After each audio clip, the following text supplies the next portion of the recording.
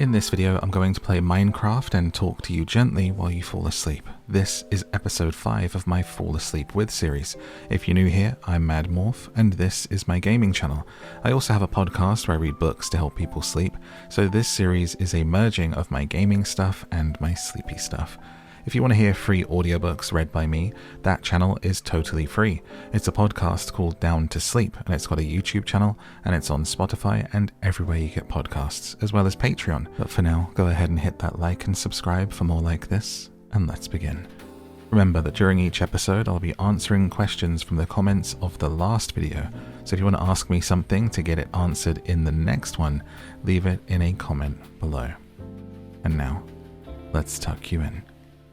Take a nice deep breath for me, and let's get down to sleep with Minecraft. Welcome to Fall Asleep with Minecraft.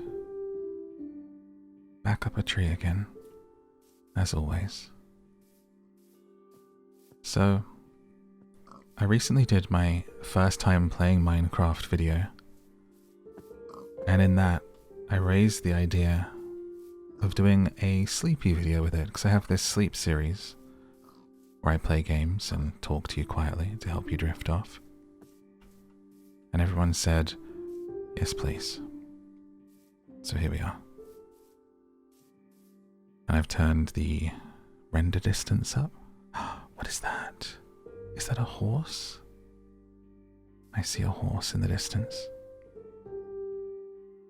Let's swim over and say hello. So we're going to be playing this on peaceful and building a little house, having a good time. And I'll be answering your questions a little bit later on.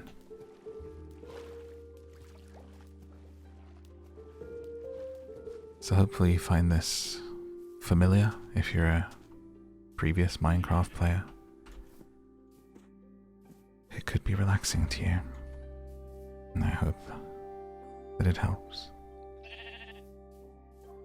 Look at this beautiful horse. It's a beautiful dark brown, and it looks so cute. I guess the first thing we need to do is to perhaps find a nice place to build.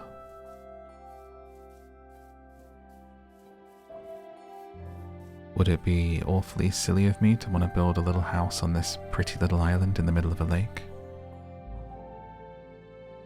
Let's go see. I think it would look quite cute. And it gives us a nice, attainable goal for this video.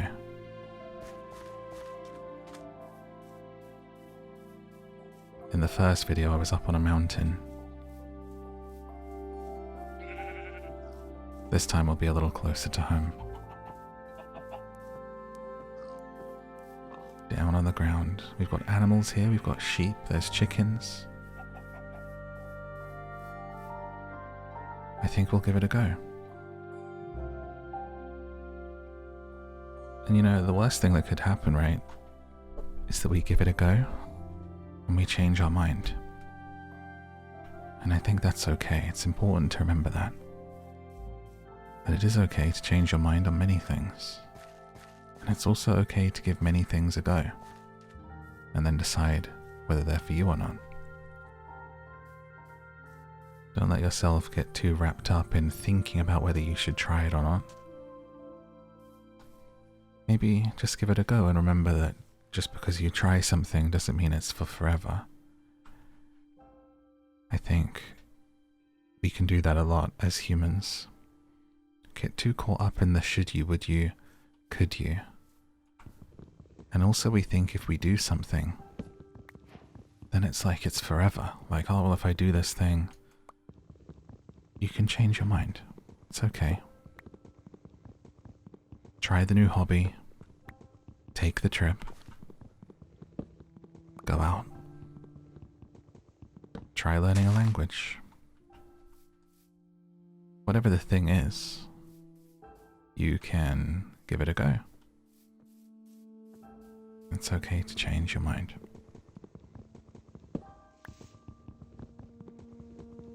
The world and culture has kind of gone towards a place where changing your mind is seen as a bad thing. You know, what are you, a hypocrite? Last week you said you liked this thing and then, you know. But it's okay. So we're going to start off. We're going to get some wood. We're going to get these trees. And I honestly could see us. This is a really small island that I'm on. So for those of you who are audio only, let me go ahead and describe it for you, okay? We are in the middle of an open, a very large lake, which could almost feel like the sea. In fact, it might be the sea. But it's a very cute little island, surrounded by hills, with some mountains as well in the distance. And it's pretty small, and there are some pigs here that you can hear snorting, and some sheep, and some chickens. And it's flat, and it's covered in red and yellow flowers, and it's got a bunch of trees on it.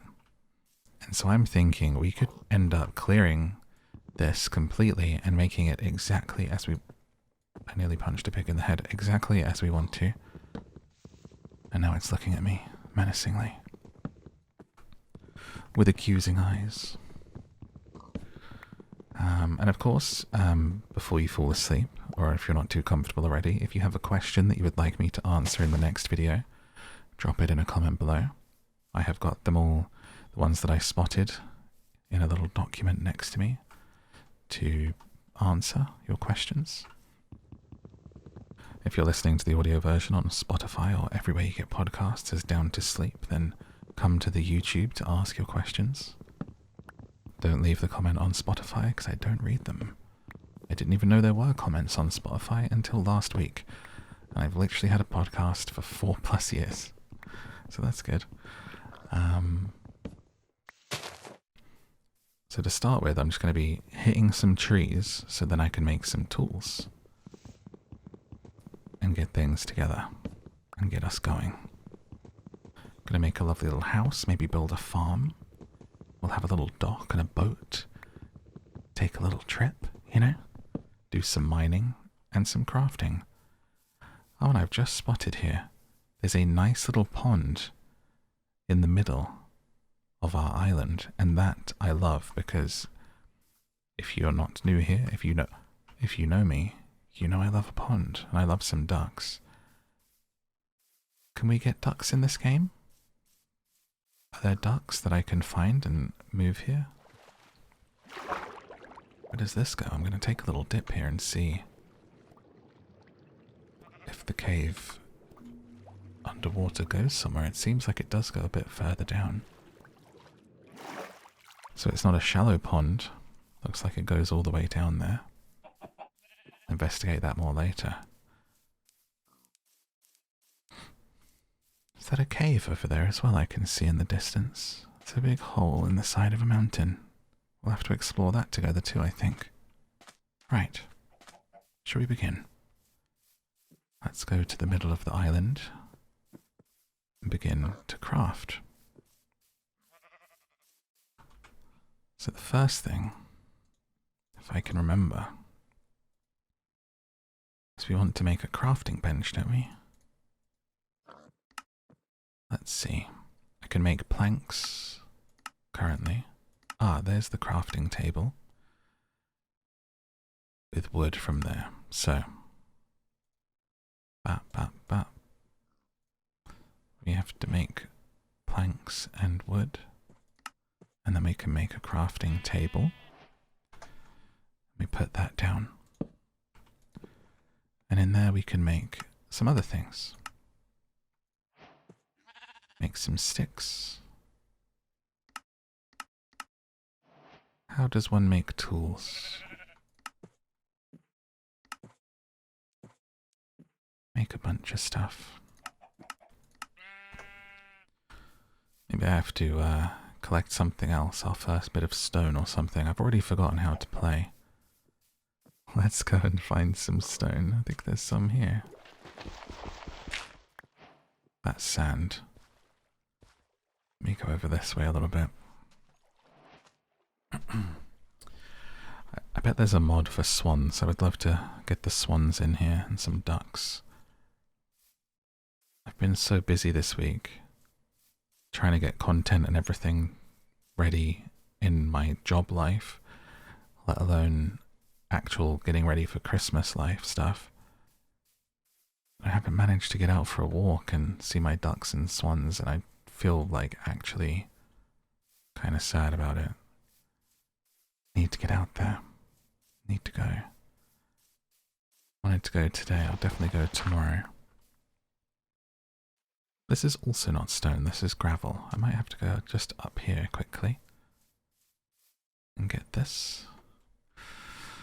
But that's the one thing that brings me great peace, is going to the pond, walking by the river, going to the river and sitting and seeing the ducks and the swans. I bring it up in every video because you should do it too. It brings me wonderful, wonderful peace. Find the thing that does give you peace.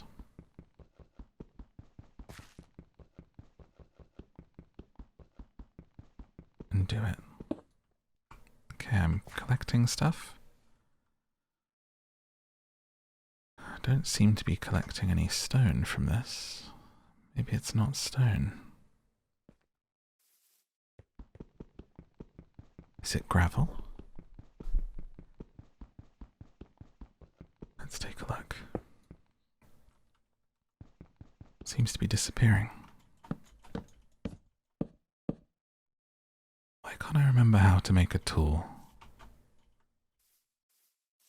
The wood tools. Wasn't it just like in the crafting bench with sticks and stuff? Figured I would have found the right things by now.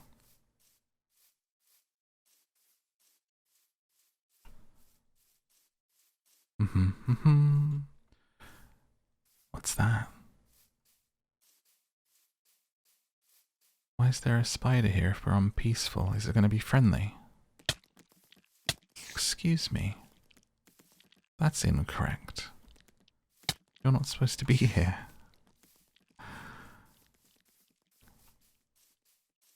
This doesn't look like it's on peaceful. What's happened? Let me check. Hopefully that quick little spank from a spider didn't give anyone too much of a jump. Okay, the game is now on peaceful, so we will be left alone by any creepy crawlies or anything else. Let's see if we can make our tools now. Here we go. We can. Back at the crafting bench. And we have our tools. So we want a wooden axe to begin with. And a wooden pickaxe. And a shovel. And I don't think we need a hoe yet. As I always say, everyone always needs a good hoe, but in this case, we will leave it for now. So we move things here. Start to cut our trees down. I'm thinking nice little cottage, bungalow vibes, and single story, I'm thinking, will be nice.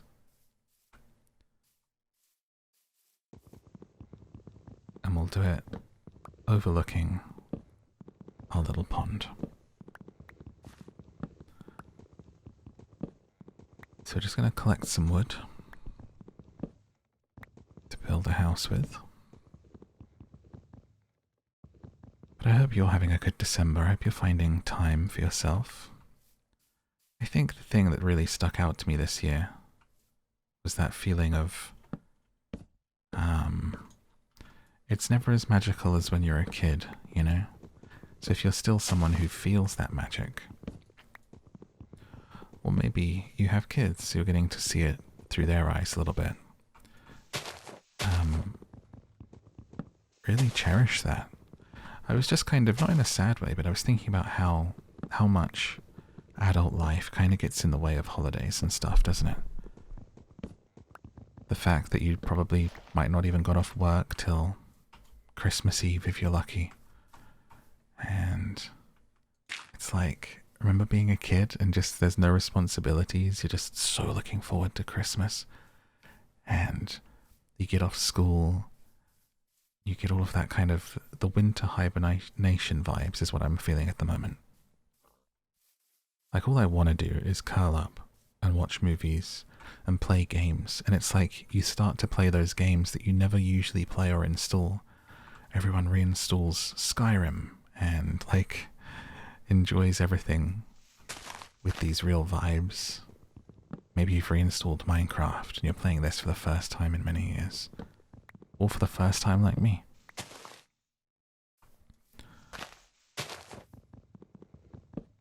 And it really does bring that out, especially here in the UK, or if you're somewhere like this where it gets dark so early.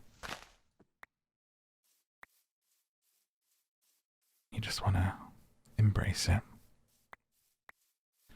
So try to find the time. Try to take the time for yourself. Because January is so boring, isn't it? What's January even for? Do you know what always gets me is that really weird period after Christmas and New Year's? And I don't know if this is just the way my brain works or if other people feel the same, but it's like you go into wait mode with it. And you're like, what do I do? You're like the John Travolta gif where he's in Pulp Fiction. He's like shrugging and looking around like... That's me from like December 27th to January 2nd. Just like, what are we doing?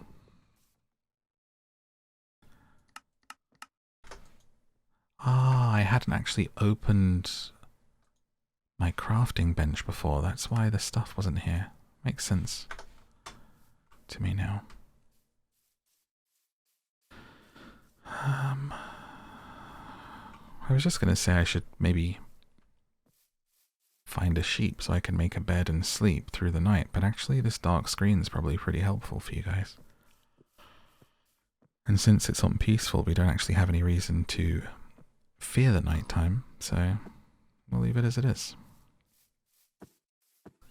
Now, I'm thinking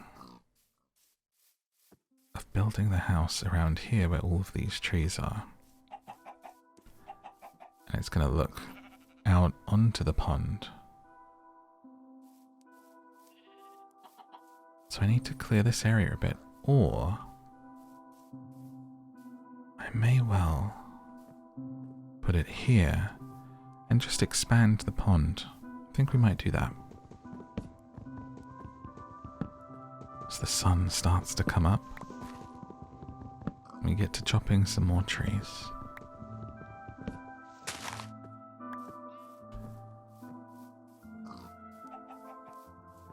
I always get like kind of a pre-anticipatory like, oh wow, look at this beautiful orange colours as the sun's coming up here. This is gorgeous. I'm looking out over the lake and the sun is coming up between two big hills right in the middle as I'm just looking out across the water.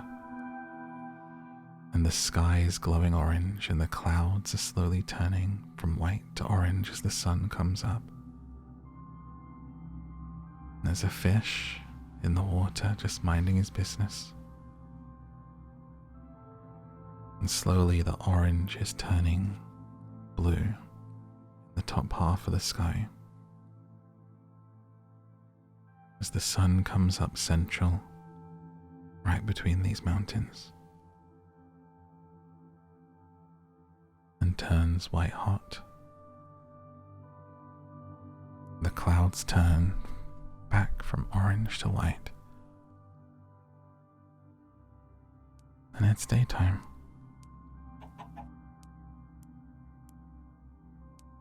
You know, the sun will always rise.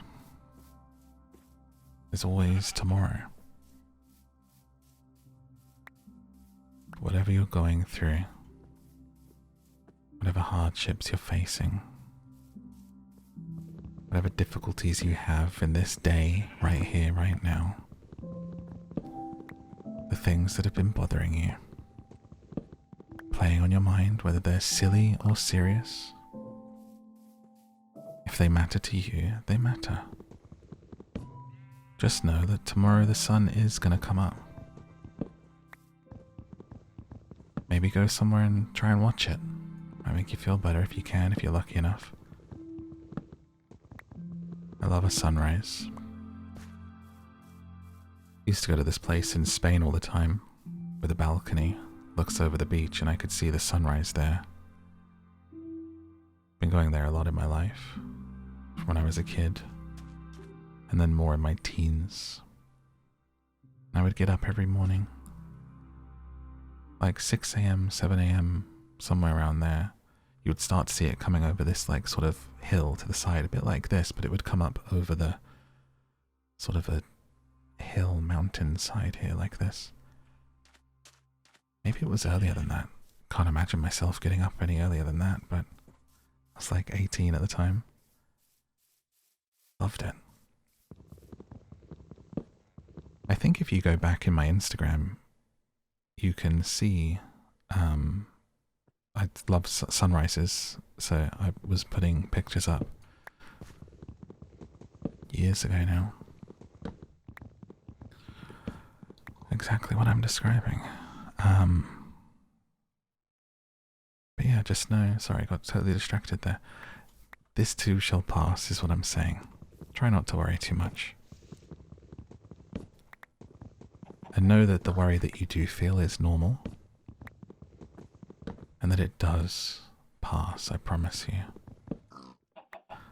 Time is the great healer. And for as much as you feel in your moments, you know, maybe you're having a hard time at school, maybe someone broke your heart, maybe you've got a lot of stuff coming up. It all gets better, I promise you, eventually. And it might take a while, it might take a few sunrises, okay? I'm not saying that when the sun rises tomorrow you're going to feel better, but in fact, for a while it might even feel like you don't feel any better at all, but I promise you it's coming, just a little smidge day by day.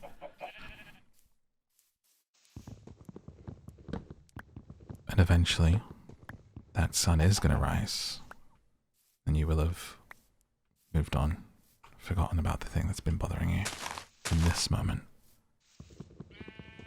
So maybe just look forward to that, to quiet your mind. Don't let yourself feel like it's going to feel this way forever, because I promise you nothing ever does. Everything changes. Oh, and there goes another axe. Another axe.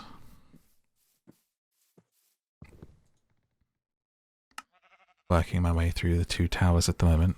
I think I've got about like 100 pages to go. 50 to 100 pages to go in 2 towers. I love it so much. I already liked The Lord of the Rings, loved the movies, had never read the books, had read some of The Hobbit. I have a real new appreciation for The Lord of the Rings as a story. It's so beautiful as a book.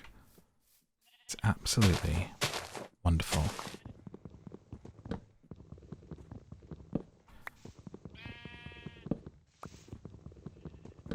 Wish those trees weren't so loud when I hit them, but we'll be done with doing that soon enough, don't worry too much.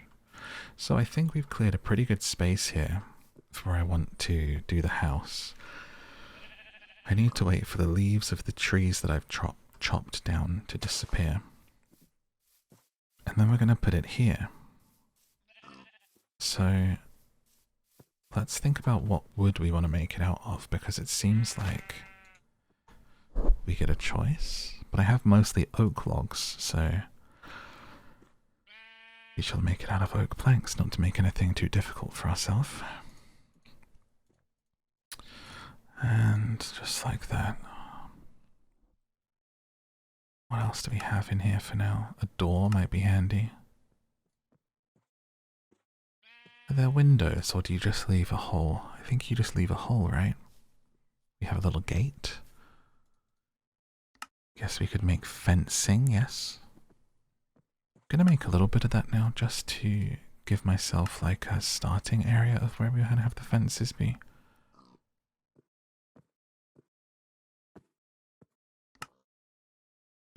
save the boat for now. We've got some stairs here. Oak slab. Is this like if you want to make a floor? Maybe? Think about that. It's not going to be too big a house because I want to get everything done in this time. Hello, little sheep. It's my derpy darling right there. Returned to me from the previous video. So I'm going to use this as a flooring. I guess the beauty of games like this, right, is you can do what you want. This might not be what this is intended to be used for, but I'm going to do it. And it'll be fine. Much like life, you have free will, you can do what you want. Wait, can I put blocks on here now?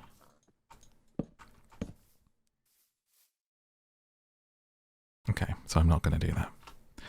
The blocks are leaving a massive gap when I tried to build the wall on top of the oak slab. So we'll do things a different way. Forget my speech, I suppose. I have another idea and it's going to be fine.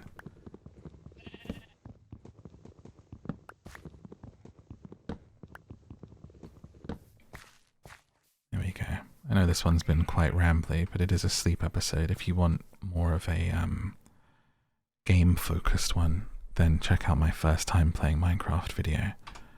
That is where you can see that. And I think I might keep that series going here and there. Returning to it and doing a bit more building.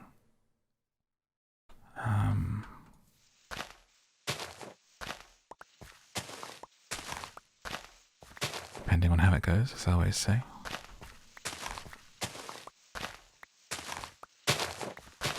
Because I just love doing first parts. And so unless a game or a video does really well, I tend not to return back to them these days.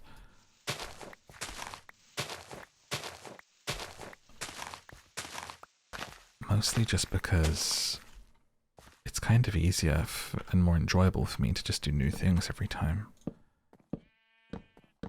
So rather than commit to a whole series, just do it that way. It's kind of fun, variety, exciting. But if something does really well, I like to return to it. Okay. So now I have a little floor area to start building the floor plan of my cottage, of what will be my little house. I'm already seeing that I've made it a little bit too small. So I'm going to expand it. Just checking that pig wasn't drowning.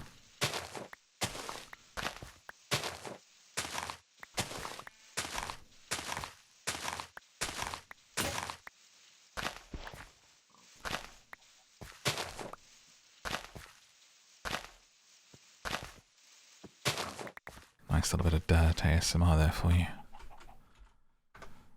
Man digs a hole for 10 hours ASMR. I thought I was going to start doing like proper ASMR like audios. I was going to start putting them on the Patreon shop in a digital format. As I've said, anytime I bring it up, no one really says like, yes, A, I would like that, B, this is what I would like, and I don't watch or listen to ASMR myself, so I don't know what people really want, you know. But people always say it would be helpful. I'm down to record stuff. And now the sun is setting. Another day's gone already. As it disappears over that way, we can't quite see it going over the horizon, just it's behind mountains. And the clouds turn orange as it fades and then back to a dark grey. And the stars slowly come out. It does feel like time just goes so quickly these days. Let's count. 1, 2, 3, 4, 5, 6, 7, 8, 9, 10, 11, 12, 13. 2, 3, 4, 5, 6, 7. So we'll put the doorway. Potential for it to be moved, and we need to just take these trees out.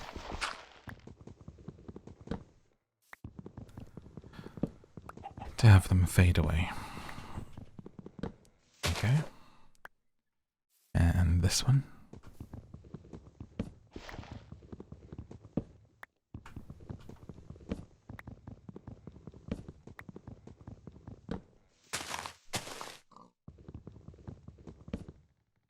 And that's going to clear that area for us. Out in front. Okay, let's put these walls up a little bit. So if that's a door, I need to dig this out a little bit. Make another shovel. Quite an oinky little pig, aren't you? Okay. 5 hours of me calling you an oinky little pig. Someone would probably pay for that. Filth. You filth.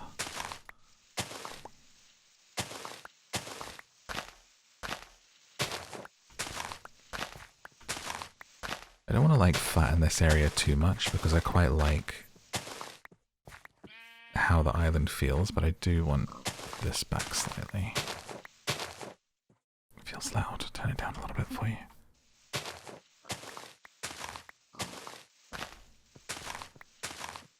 There we go.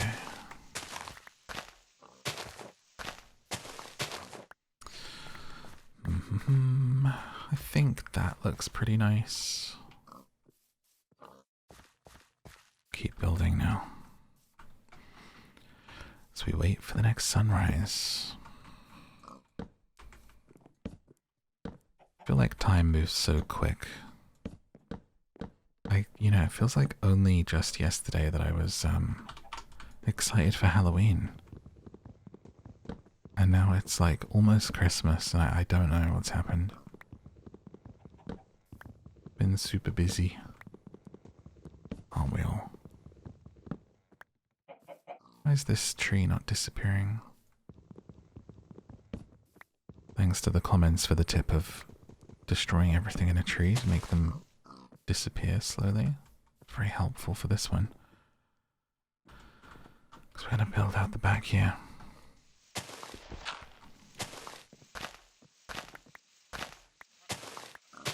And have a slightly bigger floor plan. Give our little cottage a big old caboose. Big old booty out the back. Make another shovel. And once we get the kind of innards up here, we'll go build our boat, go on a little explore, go see what's in that cave. Get a little more involved.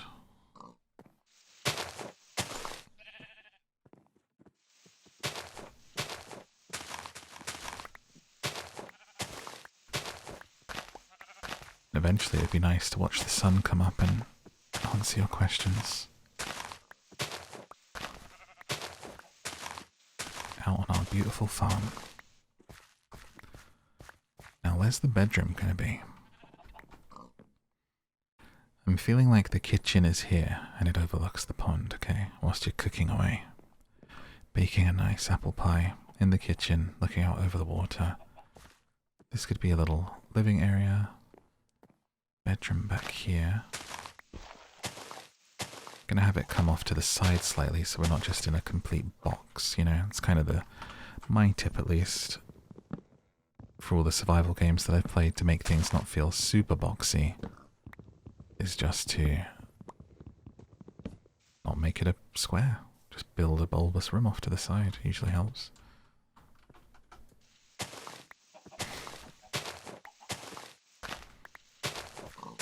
I'm loving doing this sleep series. I have so many ideas for games that are going to be good for it that it's becoming a struggle to, like, schedule them.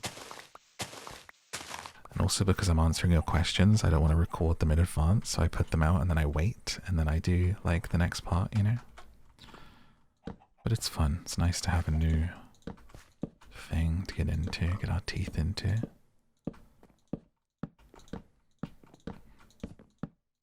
I feel like after all of these years, I'm finally starting to get a handle on the kind of stuff I want to make here. A bit more and more.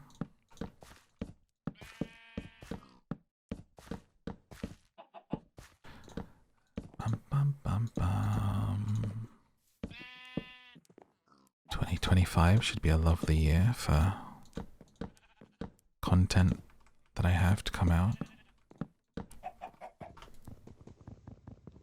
Who knows how it'll be for anything else, but we don't worry about that. We just let it come when it comes. Now I'm going to put these walls up. Excuse me, Mr. Sheep. I would like to put some wood down.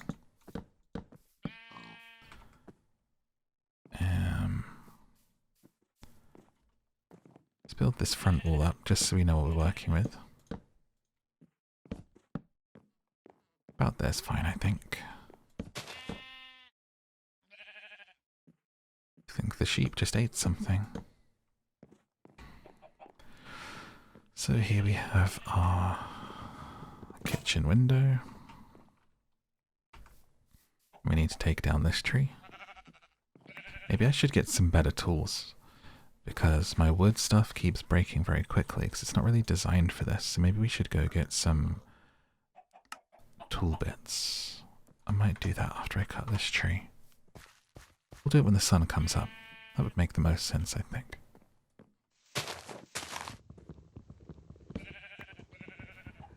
But maybe you're like me, where I feel I like the holidays. Like, I say that for all holidays, like Halloween and everything, you know, mainly Halloween and Christmas really are like the holidays that I like.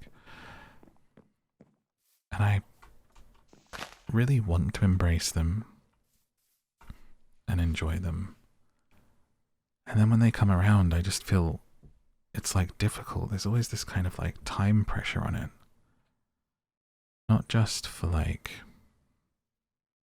doing stuff and scheduling things, but to have fun, to enjoy it, you know? And I think that's difficult for some people, myself included. When you feel like you're meant to feel a certain way at a certain time. Not like it's being enforced by anyone but you. But and then it just kind of takes something out of it sometimes. I felt that this way with Halloween this year. And with Christmas, I'm already at the point where I'm like, I can't wait till it's kind of done and then I can relax a little bit. But I think that's because I have all of the stuff that I want to put out for Christmas and book readings, and I do it to myself a little bit, you know.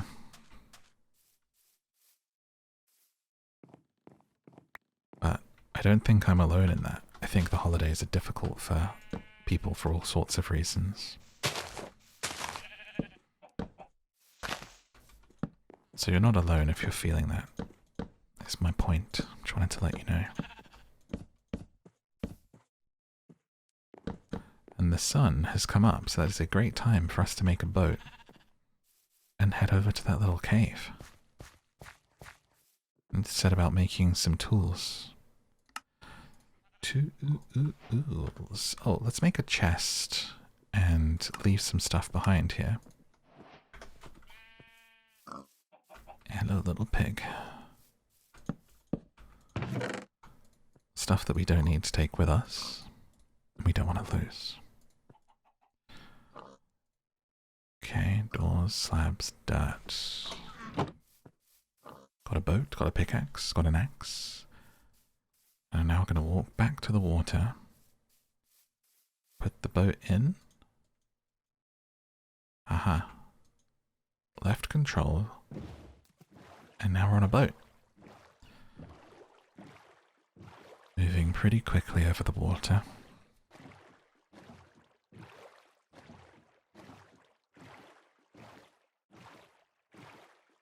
It's got quite a nice rhythm to it, isn't it? Rhythms can be sleepy. Fan of train rhythm. I thought it said left click to dismount. Why am I not dismounting?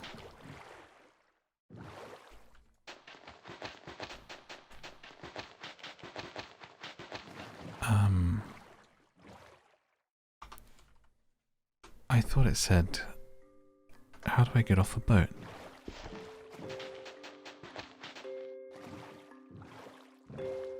Oh. I'm like collecting sand rather than getting off. Jump. Sir, please exit the boat.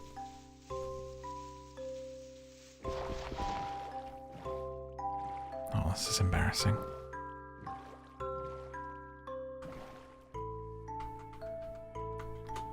Oh, wait. It was control. Oh, maybe it said left control, not left click. Sorry.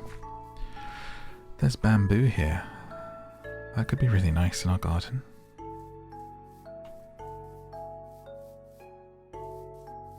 So as we run through the grass, we're going to make our way up into a pre-existing cave hole.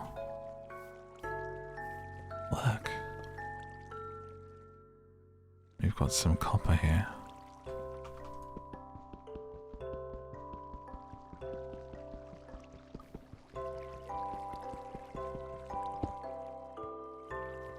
Oh, it just disappeared. Wait, I think I need a stone pickaxe to collect anything.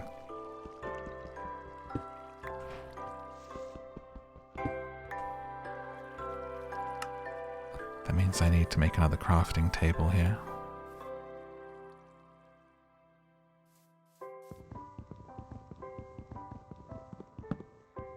No problem. We're in no rush.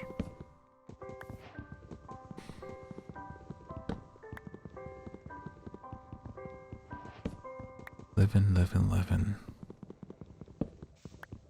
Okay.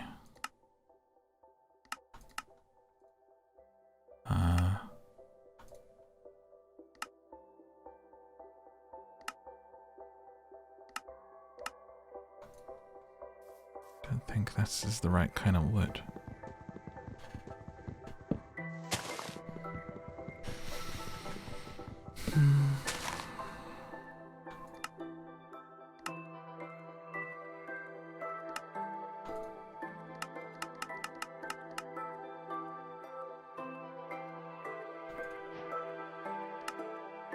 Oh no, it's fine. Ah, now I can make stone tools.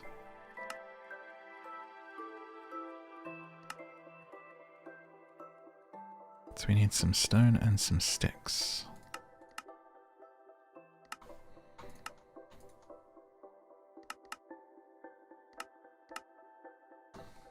Bit more stone.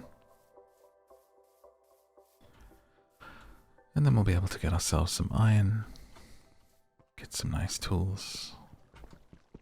I'm just going to punch this stone with my hand. Oh, it didn't work. That one did.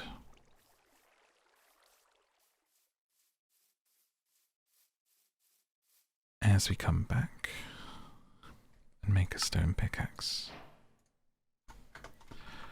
And that's what we're going to head in with. Some torches would be nice too. Okay, back up and into the cave. Guess we'll collect the copper, even though we learned in our first video that we can't make copper tools. Might still come in handy for something and good to unlock. And let's collect whatever that is. Stalactites and stalagmites. All the stars that burn so bright. out. Need some... here's some charcoal.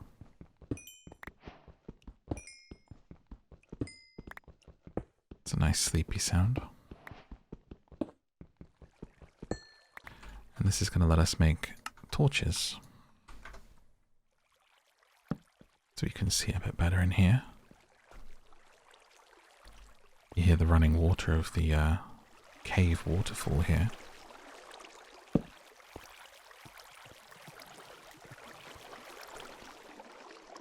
Isn't that nice?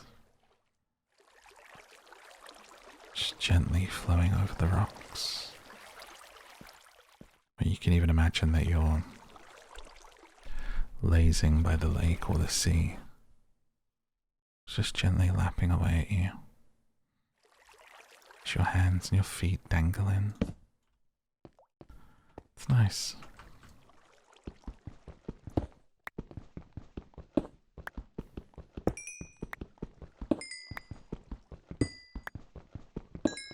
More charcoal.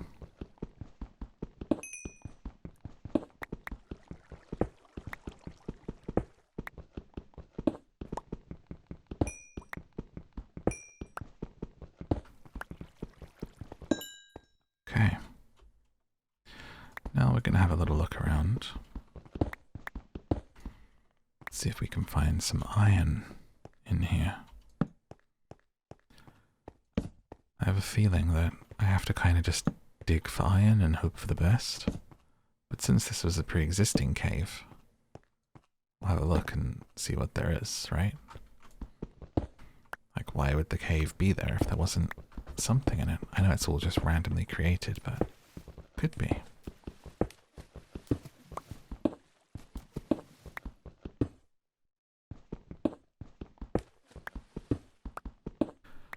Maybe I'll stumble upon Schmaug guarding his gold.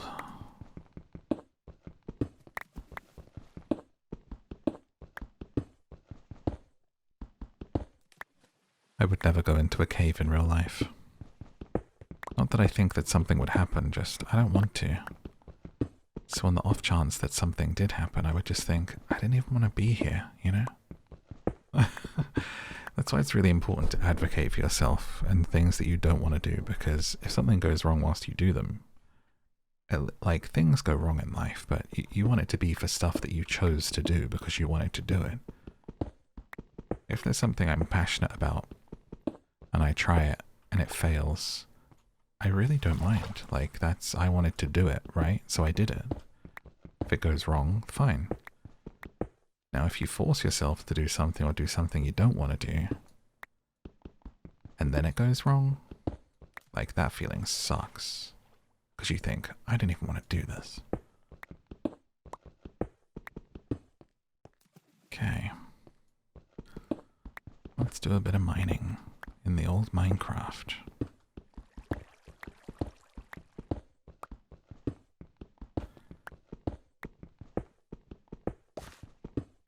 See where we end up. Get a bit of light in here.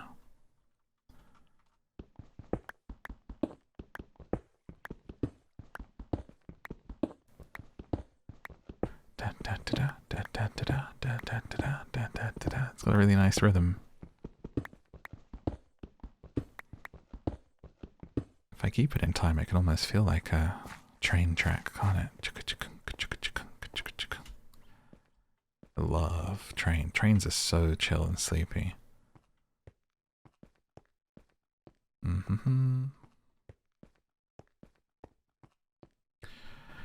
Gotta go back to my crafting to make another axe. So the sun's going down outside. I do versions of my stories, my audiobooks, with ambient recordings behind them, so rain and fire. We've done some wave ones. I've wanted to do train track ones for... I'll tell you what, I want to do train track ones and back of the car ones, because also that, like,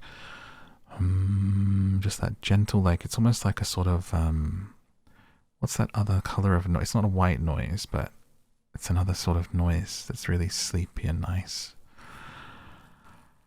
And I would like to I like it. It's almost like a sort of, reminds you of being a kid, you know, being asleep in the back of the car.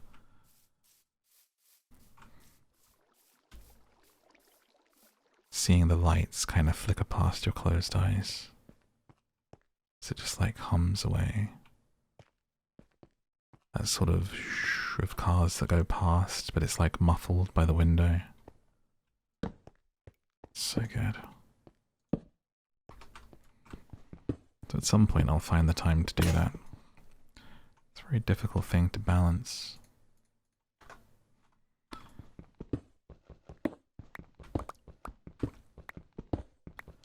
So I'm just going to have a quick look here if I can find any iron. But if I can't, we'll just go back and we'll work with stone tools. These seem to be fine, honestly. Just for chopping trees. We're not doing too much, but I wanted to do a bit of mining, because obviously if you're here to fall asleep with Minecraft, I'd expect some mining sounds. Can't all be chopping trees and building a house now, can we? I find the little pops when I pick something up quite satisfying.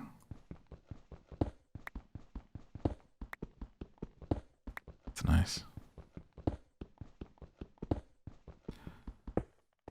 Bum bum bum. So whilst I'm down here, let me pick a question and we can kind of answer some of the questions as we go through our mine in our new world here.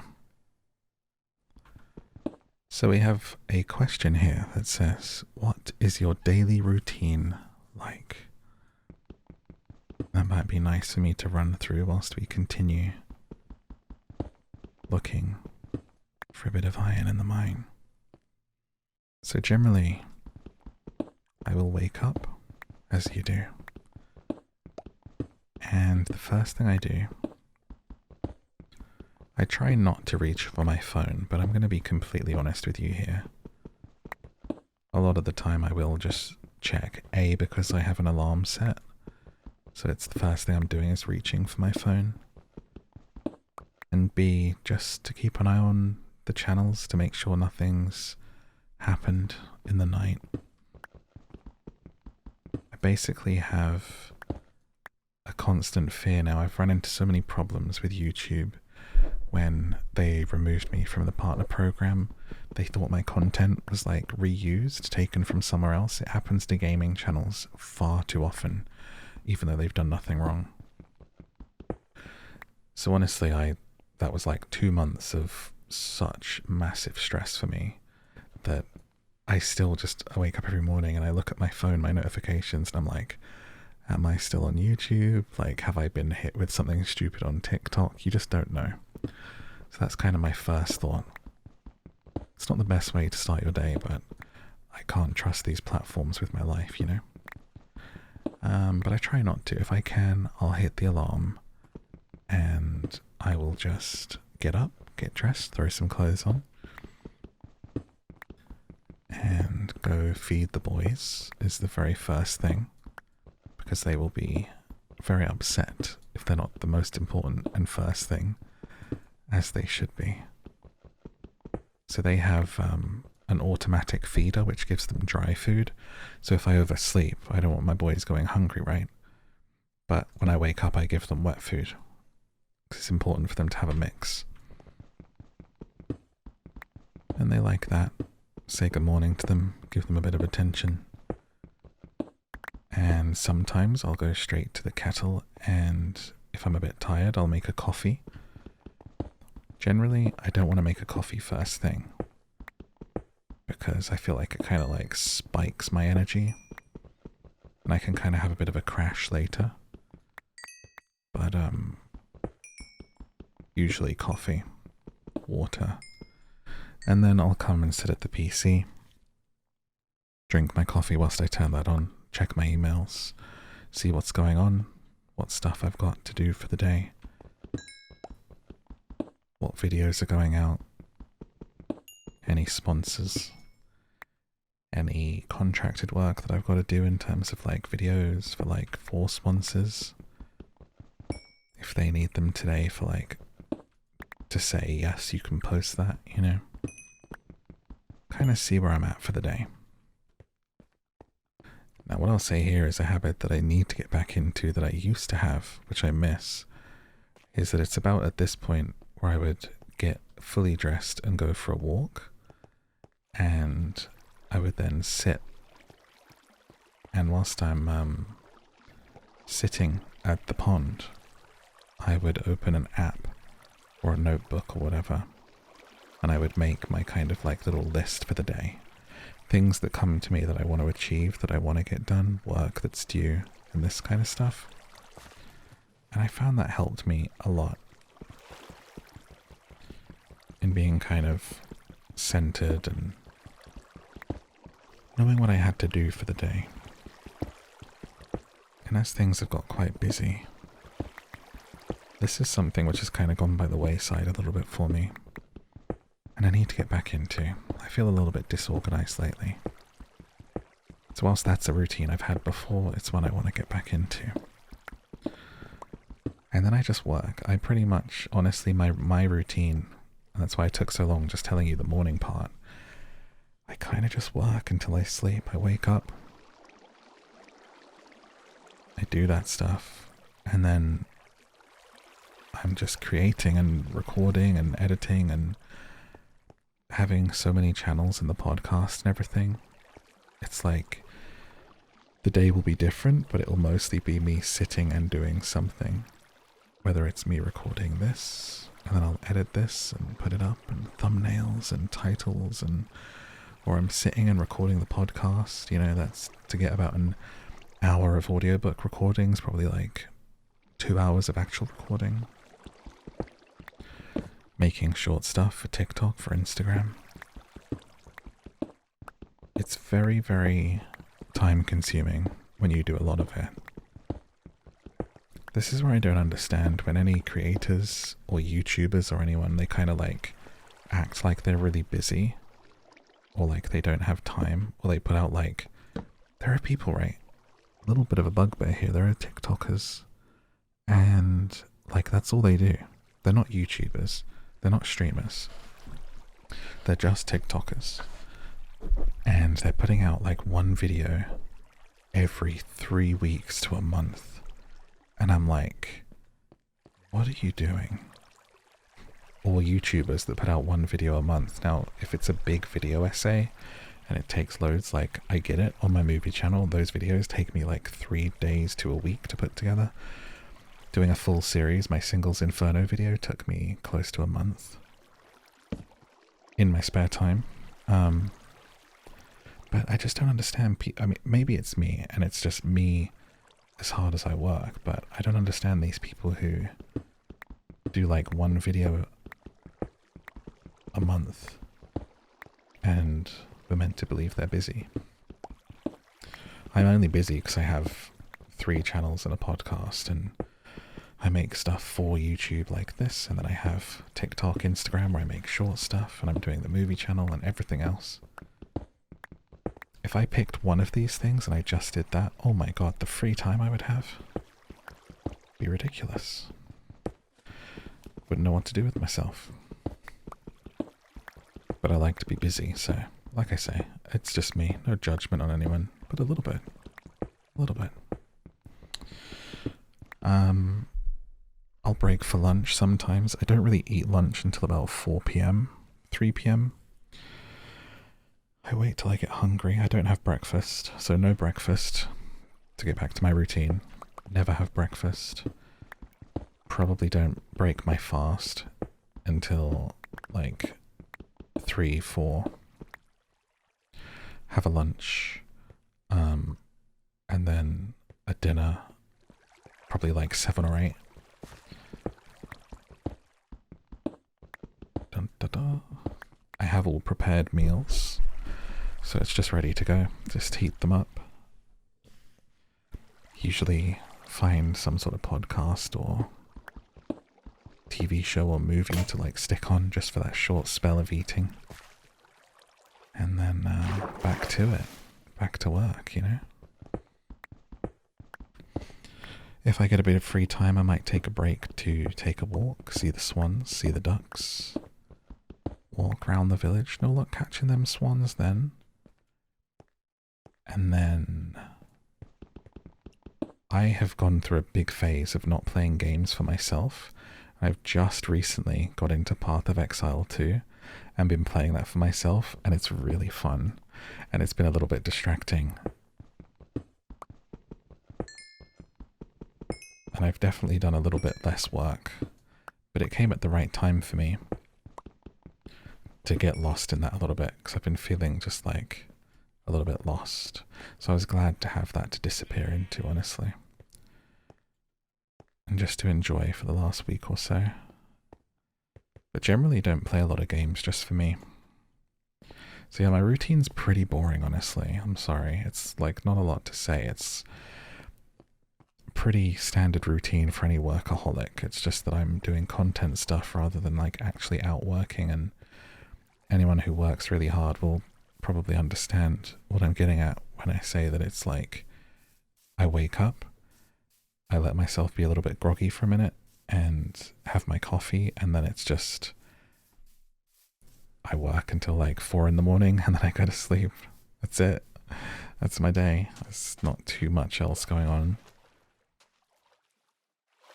Which is bad, but you know, it's nice to I'm trying to take more time for myself and find some time to exercise or to sit and watch a movie, but I certainly struggle with that, and I think it's something a lot of people struggle with, is to like switch off and just kind of take time. I like taking my moments when they come, but it's rare for me.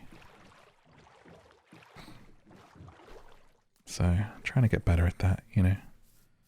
Life's a process of learning and trying to get better at the things that you know you need to do more of, but I enjoy my work, so it's difficult.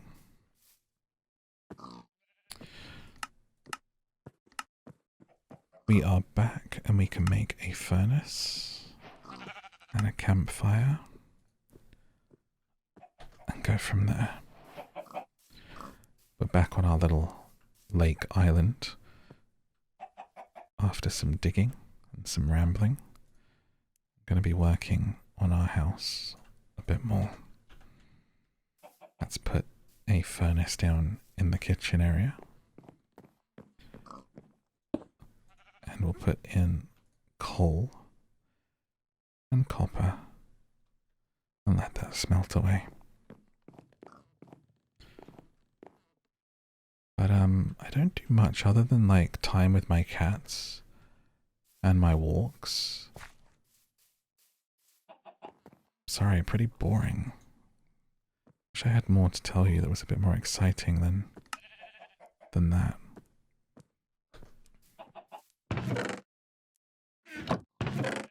I'm literally the is it Scissor? I posted it on my Instagram story one time and she's like, I don't want to go out, I don't want to party, I don't want to like see anyone. It's her talking about how she's like a crippling introvert, and I'm just like, that's me. As much as I don't go out, I don't want to. I do get invited to industry stuff every so often when there's like YouTube stuff, TikTok stuff sometimes, rarely. Or companies even saying like come out to the studio and such, and I just have no interest in any of it, to be honest with you. I politely make an excuse and don't go to any of it. I've been doing this for a long time, so the idea of a party filled with influencers rather than being an exciting prospect just kind of sounds like a nightmare night, to be honest with you. Plus, I just don't enjoy being out and meeting people and being perceived, you know. Definitely.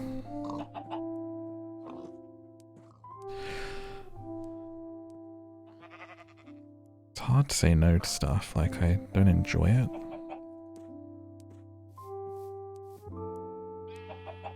But as has been the theme in this video, it's very important that you advocate for yourself and do, you know, as difficult as it is.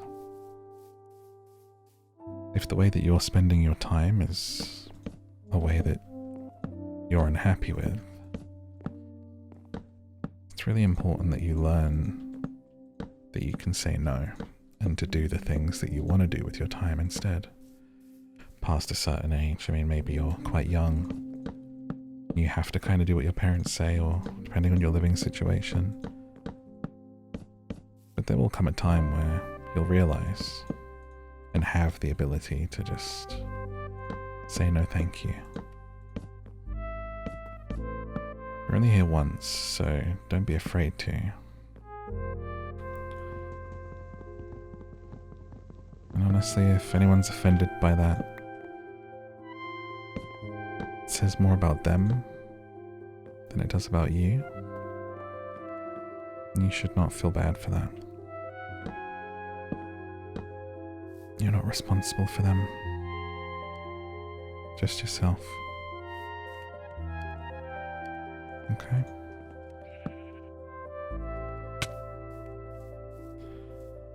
And let's put the window through there. 1, 2, 1, 2 space.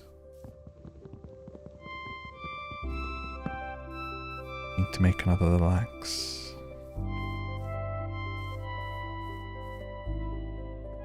I've never built a house in here before, so it's my first time. Probably won't look great, but we're gonna do it.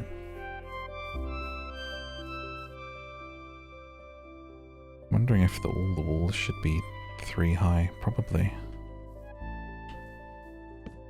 Like this. That might look better.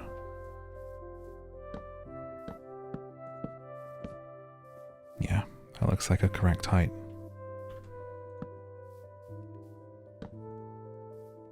There we go. Gonna leave a little gap here for me to climb up.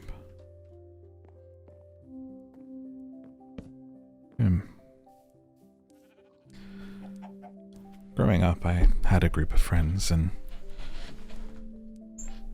I think I eventually said no to so many things I stopped getting the invites, you know? That's okay. That's how I wanted it.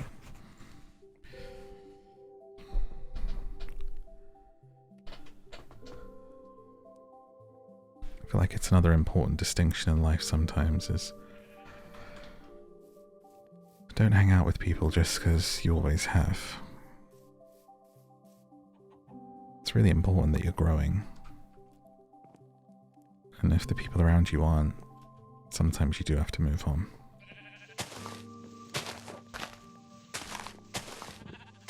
For your own sake.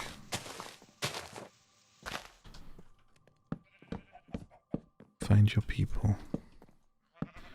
And if you can't find your people, then know that it's okay to be alone. But if you're messing around and spending your time doing things with people who aren't your people, when your tribe finds you, you're going to be distracted doing something else that you never really wanted to do, you know? So don't do it. Be yourself. And if you don't know who you are, just keep trying things and finding versions of yourself. Like we said at the beginning, there's nothing wrong with that either, okay? So you don't have to know exactly who you are. You don't have to know exactly what you like. But just make sure you're doing what's true to you. Let's make this window a little bit bigger. That is really nice. Oh my gosh, look at that. That is a beautiful window space. I wonder if 3 would be too much. I don't think so. I think it's perfect. We'll do it here as well. Actually, what we'll do is the 3 there, so that it's symmetrical. Like that. On either side of the door. This is our little living space, and then this will come into a bedroom here. With a door. think probably want this to be a 3 space, so I'm going to do this here.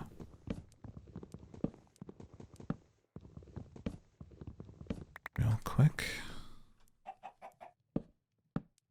Like this.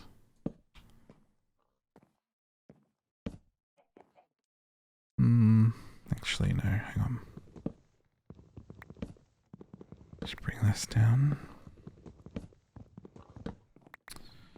Build this here.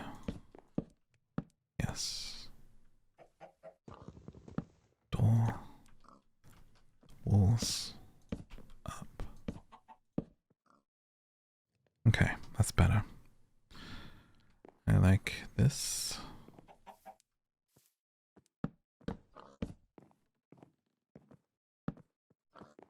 Like that. Bum ba bum ba bum.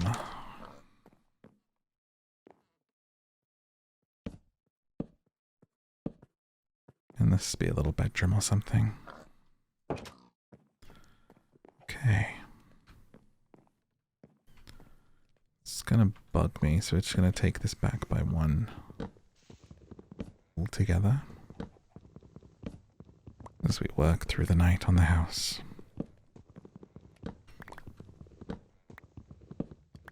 I would like to get better at exercising in my daily routine, and I do want to do more things for me. I want to get back into going to the cinema. I haven't been in a while. I love going to the cinema on my own. I see these videos sometimes, like TikToks, of being brave going to the cinema on my own, and I'm like, is this a brave thing? Is this hard for people? What do you mean? Going to the movies on your own is one of the best experiences, if you like films, that you can have. 100% do that.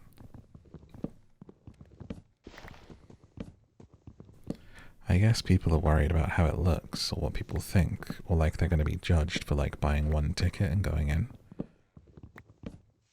But, you know, you do get older and realize that nobody cares what you're doing with your life at all. And it's so fun. It's great. So I want to get one of these, like, passes where you pay like 15-20 pounds for the month, and then you can go to as many movies as you want. And I want to start going to more movie nights, and I'm more interested, honestly, in going to the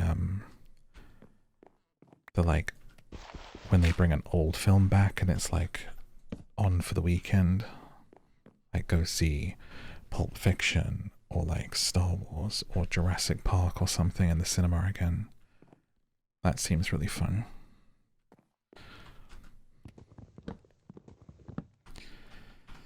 So my goal for 2025 is certainly to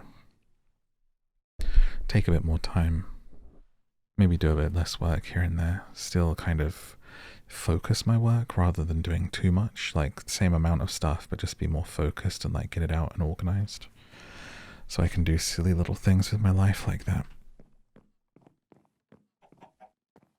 Do little side quests, you know, try and enjoy myself a little bit more. Not that I'm not enjoying myself, I don't take enough time, and I'm aware of it. Try and follow my own advice, you know. So that's kind of where my routine's at. But I hope you guys have a better routine than me. It's okay if you don't, or if it's similar. It's hard. Life's hard, you know. Having a routine is hard. And you're doing your best. That's all that matters. If you're doing your best and trying your best, and you can't beat yourself up, and neither can anyone else. So let's see. Someone here said, how do you choose the games you play? Are there any upcoming titles you're looking forward to? Thank you. Well, thank you for your question. I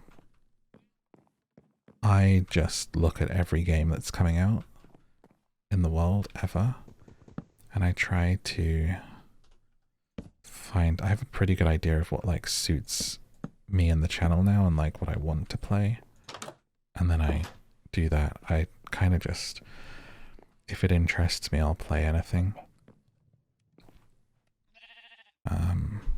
It's been really fun looking through and seeing old stuff that I love or haven't played that I think would be good for sleep stuff, though. I try not to overthink it, you know, but I invariably do end up thinking about it too much. Upcoming titles. Oh gosh, I don't know off the top of my head, honestly. You guys let me know what you're excited for in 2025 below, and then I'll add them to my list, you know. Okay, how do I do a roof? Am I just gonna make it out of wood? Can I make, like, straw? Can I put a thatch roof on here? I have no idea. I'm wondering if it's 3 high, but does this feel like too constrained? Let me do a quick test. If the ceiling is here, and then it feels too tight, right? Like a hobbit house. In a bad way. I'm too tall for ceilings like that. Okay, here we go. So then that means we gotta go up another bit. Now if I'm here, does that feel better?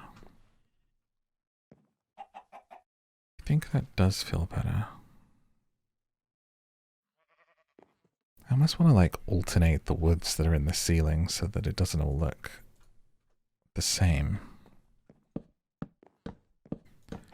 Like if we alternate between the oak and the planks, that might make for quite a nice ceiling. Or honestly, just the oak logs on its own to make it different to the walls. Could be really nice. Would have made a really nice floor, actually.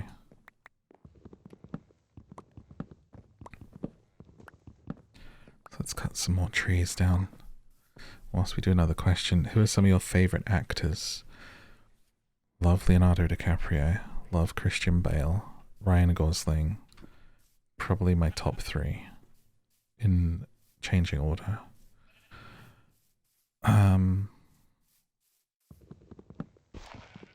Daniel Day-Lewis is great. Doesn't do enough films though.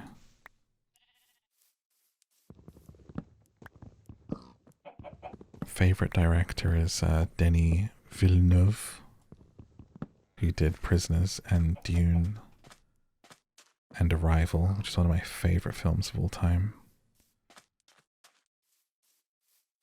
Christopher Nolan's good.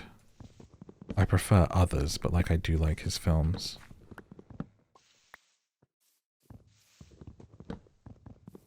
Yeah, Dark Knight's amazing for any Batman fan. Interstellar is perfection, pretty much.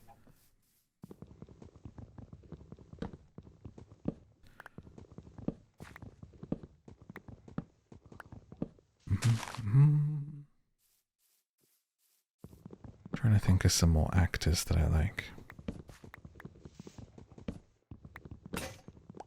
Oh, need another axe. Let's go take care of that. There's so many. I love movies.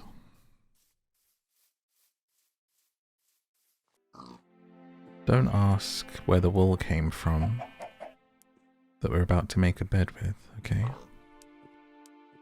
It's fine. Now it's asking for oak planks and white wool. Oh, I only got 2 from the magical wool fairy. Close your eyes. Take a nice deep breath. Drift off to sleep. Keep your eyes closed as we meditate gently and nothing's happening at all. Nothing at all just happened. Now, let's make a bed. There we go. So I just had an idea for the roof. Before, I thought I should really make a bed because what if something went wrong? And I couldn't find my way back.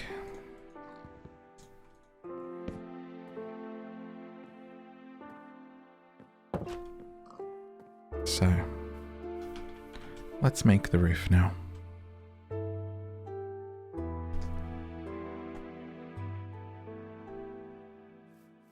I need to get myself up here. Okay. Oh, different block than I wanted. I tell you one thing I have been doing for myself lately whilst we're on the subject of taking time. I've owned a VR like MetaQuest headset for the longest time. I only have the second one, I don't have the third one. And it took me a really long time to find the time to start using it.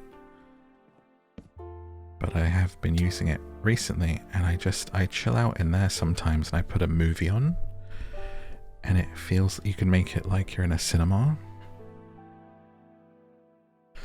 And it's so cool. I really, really love it. I love escaping into that world. I'm someone who can get really immersed in things, you know, believe it or not, as a gamer. Like, I'm pretty good at immersing in stories and worlds. And I think VR just lends itself so well to people who can do that, because I can literally like feel like I'm fully there in that place. And I love it. And there's one where you can like, you go into rooms and they're like cinemas with other people in, hanging out and watching stuff. So it feels kind of communal as well. And I keep falling down here. And I don't talk because, you know, introvert when I'm not just recording myself. The idea of talking in a room with other people is terrifying. But I just kind of enjoy hearing people's reactions to stuff sometimes and hanging out in these rooms and seeing. And because it's like you need a headset to go into them, right? Everyone that's in there is kind of a nerd. Like, you're not going to be sitting with a headset on watching TV or a film in one of these worlds unless you're kind of into tech or a bit nerdy, right? So the vibes are usually pretty good. And literally my first time going on the app, in the lobby area, I could hear this group having a conversation from like Americans, and one of them was saying, this old guy, he goes, well, they were obviously introducing this new guy to the world. It was like his first time in the app, right? And this guy goes, well, let me tell you, I'm 63 and this is the best group of friends I've ever had in here, and I just love it. I love coming on here, and they're the best group of people, and I enjoy it so much. So you are going to have the best time. And it was so cute and positive. And I thought, God, isn't that so sweet? At that age, you know, probably when he's lost friends and all the rest of it. And it's hard to make new ones. I mean, it's hard to make new ones at any age, let alone the older you get. I know this. And so I loved that. I loved hearing that. And so it's really good vibes in that app.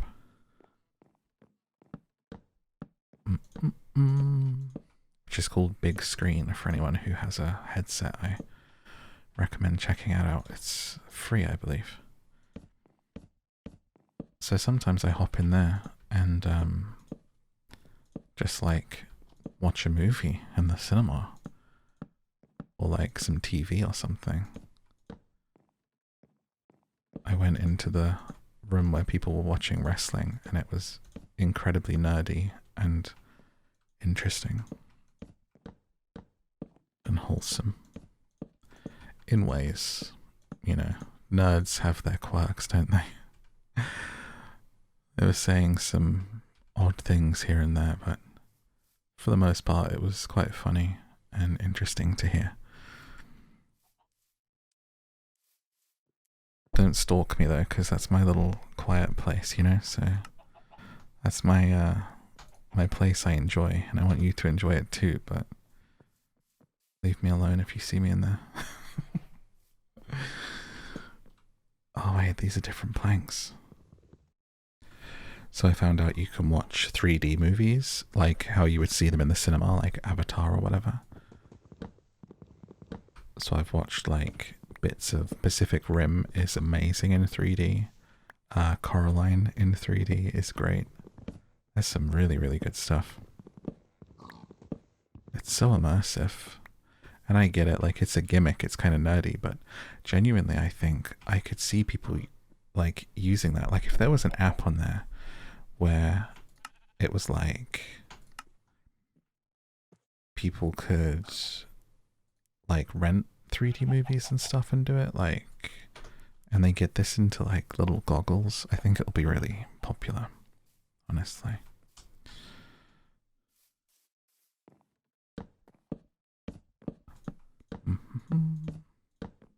Oh, and there was in the like meta world, there's a K-pop 3D K-pop concert with G-Idol.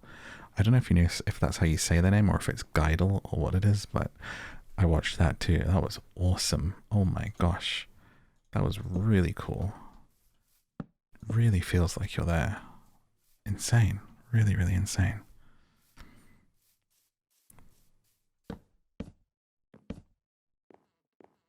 Okay, so now I have this roof, right? But what I want to do is I'm going to build it up like this. You have to trust the vision. The vision of someone who has never played this before. But I have an idea and we're going to see if it'll work, okay?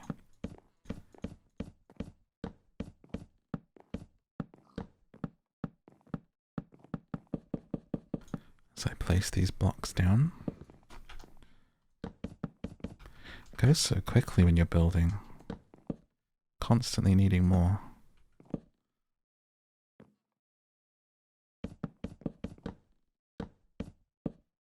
Let's go cut some more trees. Gonna have to plant some trees at this rate.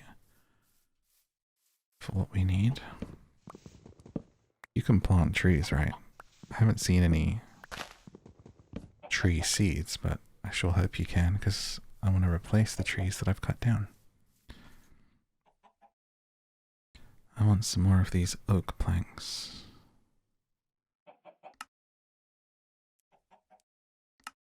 Why is it not letting me do it? I can only do birch. But I need oak. Chop down the wrong tree. Let me go get some of these just in case they don't come back, you know? But yeah, I find that quite relaxing.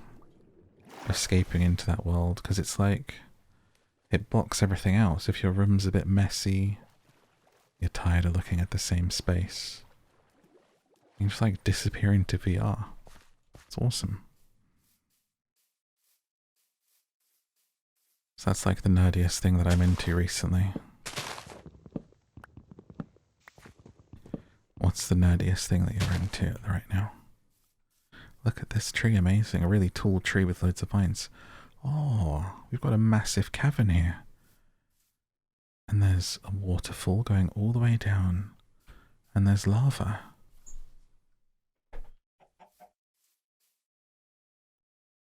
Look at this. Let's go have a little peek. There's bats.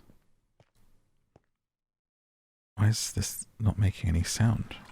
There we go. A little bit of splooshing.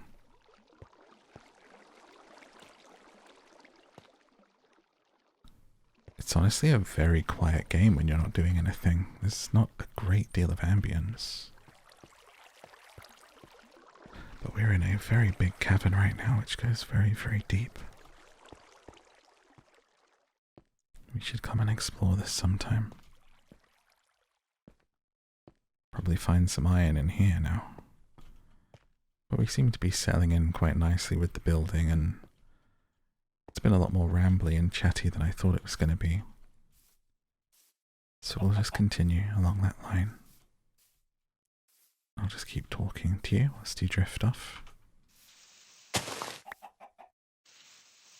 So I dig my way out of this area. And back up to where we were. Look at these beautiful browns of this area. It's a really beautiful hillside with deep browns and yellows, and you can hear how the ground is different. It's really orange. Not sure what this biome is. I feel like I'm on a big pumpkin. It looks like I'm in a desert.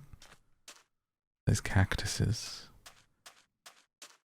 But then there's an area with like yellow sand, so I wonder how the orange desert is different to the yellow desert area. Maybe the yellow sand is like a beach. And then I found another cavern here. Cave little hole. Not unlike the one that we moved into. My first one, there's houses over there. Let's go see the houses. They look like desert houses made of sand bricks from here. Far in the distance, I'm going to walk over and see what's going on.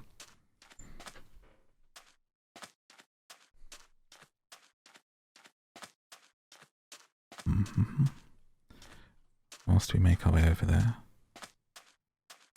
Question: do you have any movie or show recommendations? Bonus points if they're cozy, funny, mysterious. Thank you for all that you do for us. You're welcome. Movies and TV shows. I do recommend movies and TV shows on my Instagram and my TikTok. So that's the best place to get them, along with my gaming recommendations. I also have the movie channel, the MadMorph Movie Club, on YouTube, where I post my ending explains and breakdowns of movies. But off the top of my head, the show that I finished most recently, Mysterious, is Yellow Jackets, which I really recommend, which is about a team of high school girls on a soccer team, and their plane crashes in the woods, and it's kind of like Lost meets Society of the Snow, I guess.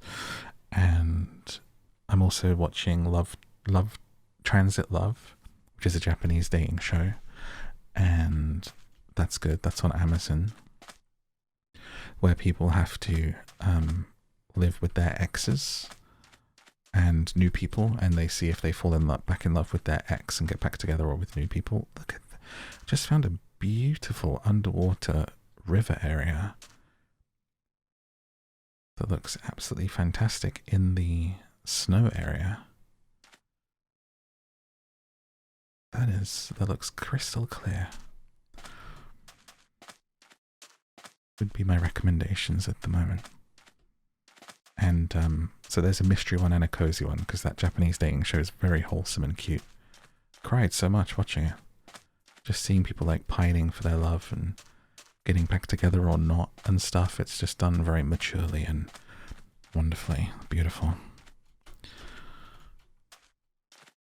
There's some houses here. I'm approaching now desert housing. There's cats. I really had to temper how excited I got then to not wake anyone up. There are cats. And the cat just ate a bunny rabbit. What? There's a cooking area with ovens that looks like a kebab shop. And the cat keeps eating rabbits. You can hear the lava bubbling away. There's cats. There's more cats. Is this a cat village? Have I found heaven? And there's people asleep in the beds. I just walked into their house. They have boxes full of bread. Why is this literally a reenactment of me right now? This is you in the bed, laying there, staring at the ceiling. And now, take a nice deep breath for me. Lay back. And let's get down to sleep. in the village of the cats, with the green-eyed Squidward sleeping on his green bed. Once upon a time. So there are humans that live here. And they collect bread. Oh, it's a whole village.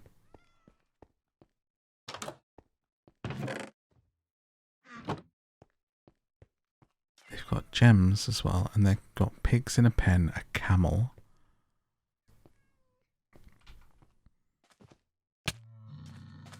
I might have to steal some of this stuff. They've got cactuses. Pigs in a pen with a water trough. How do I take a cat? I want to steal one. Maybe I can give it food?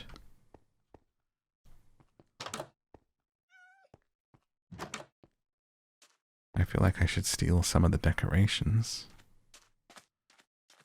So if that ate a rabbit, maybe I can feed it raw rabbit. Just make sure I don't do the accidental punch. There's beds here. I could have stolen a bed. Books. We can have a library.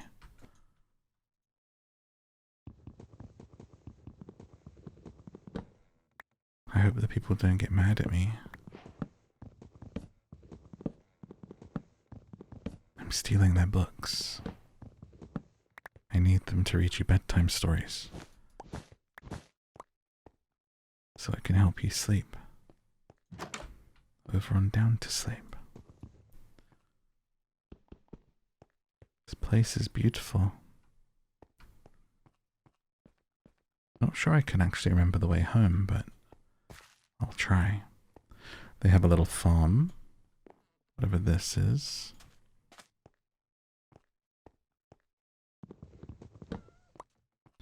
And I'm gonna try to feed a cat. Let's see. Which one do we like? Oh, it's like a giant golem thing. Giant stone man walking around. And the villagers are starting to wake up. Oh my god, there's a beautiful black and white cat that looks kind of like mine. I'm gonna have to go and try and feed him. That's terrifying. Okay, so left is accidental punch. So let me right click, see if I feed you. E. F. E. Maybe throw it. Oh. I don't know how to feed you. Okay.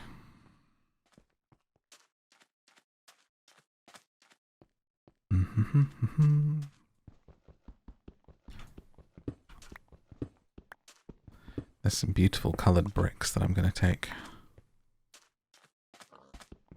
They look like, they got suns on, sunshines.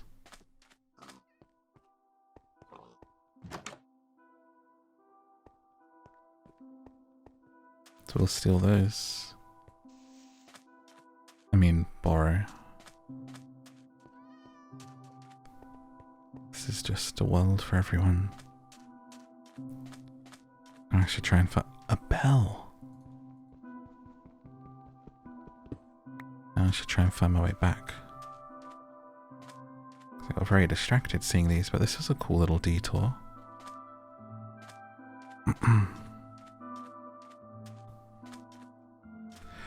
But yeah, that's where I post about movies and stuff. I'm a bit obsessed, so I had to make a channel to talk about stuff.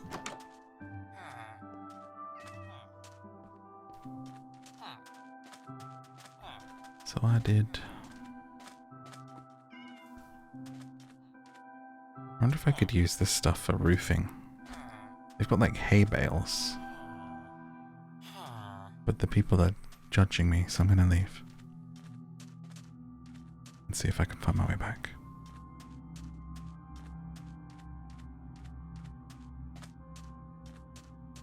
think it's that way, but I'm just going to check out what this is. It's nice to play this and not have to worry about eating and monsters. And just relax. I thought I'd do it on peaceful mode to avoid, you know, the big noises, of course.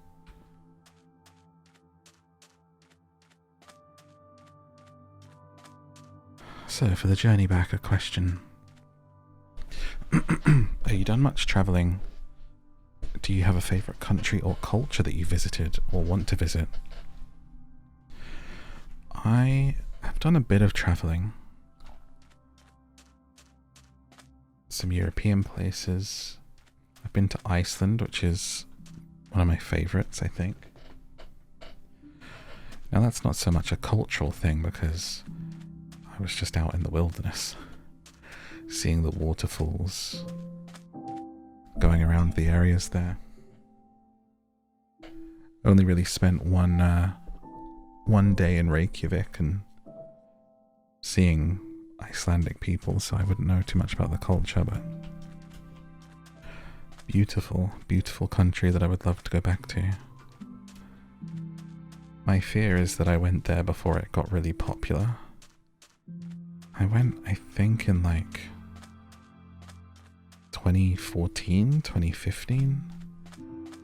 And since then, of course, we've had the rise of TikTok and TikTok travel people and Instagram reels and places becoming very popular for tourism.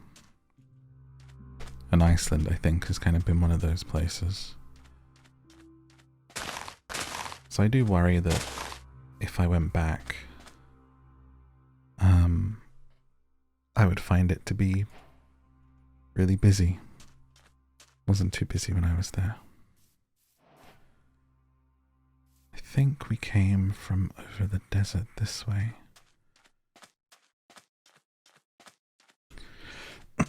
Would love to do Japan. Would love to do like that whole area. Do South Korea as well. Excuse me. People say the Philippines is amazing and that the people are just like so friendly. Or Thailand and like all of these places. But they feel really busy. I think I don't really like busy places, but I think if I went all of that way, I would maybe try and get it all done just so I like have seen it and have been there. But like I think if I do Japan, like I would do one day in Tokyo and then I would go into the country and see these other places rather than the cities, because I don't really like city breaks. I think when you grow up in a city, you want to get away from it. Hence me living in quiet villages from the time I was able to move out. I don't know if I can find my way home. I'm a bit lost. I don't remember the sandy area. Let's go this way. I was so confident I would just be able to find my way back. It's not really working out that way. But I've done Iceland, I've done Spain, France when I was very, very little. A lot of my holidays growing up were just in England, Wales, Scotland, Lyme Regis, fossiling, looking for fossils in the side of the sort of cliffs, I guess, on the beaches with a metal detector. Proper, like, British holidays. Don't remember this biome. In a caravan sometimes, other times on a farm. Maybe it's this way. This is looking a bit familiar. Over there. I used to love going to Wales growing up. There was a theme park there that I really liked, and there was also this crystal maze attraction you could go to, and it was like doing the game show, the Crystal Maze. And I would insist that we went past there so we could do it. What are these animals? Armadillos. That's interesting.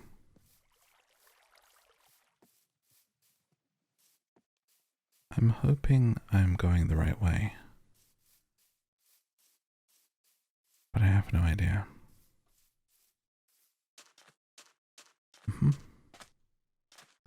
But yeah, I think my sort of wish list would be, like, top of it would be going over and doing Asian countries. For me. It's just so far, is what puts me off. I hate long flights. The most I can do before I kind of start to, like, freak out a little bit is 6 or 7 hours. And then, like, at the end of that 7-hour flight, I'm like, oh my god, like, get me off of here, you know.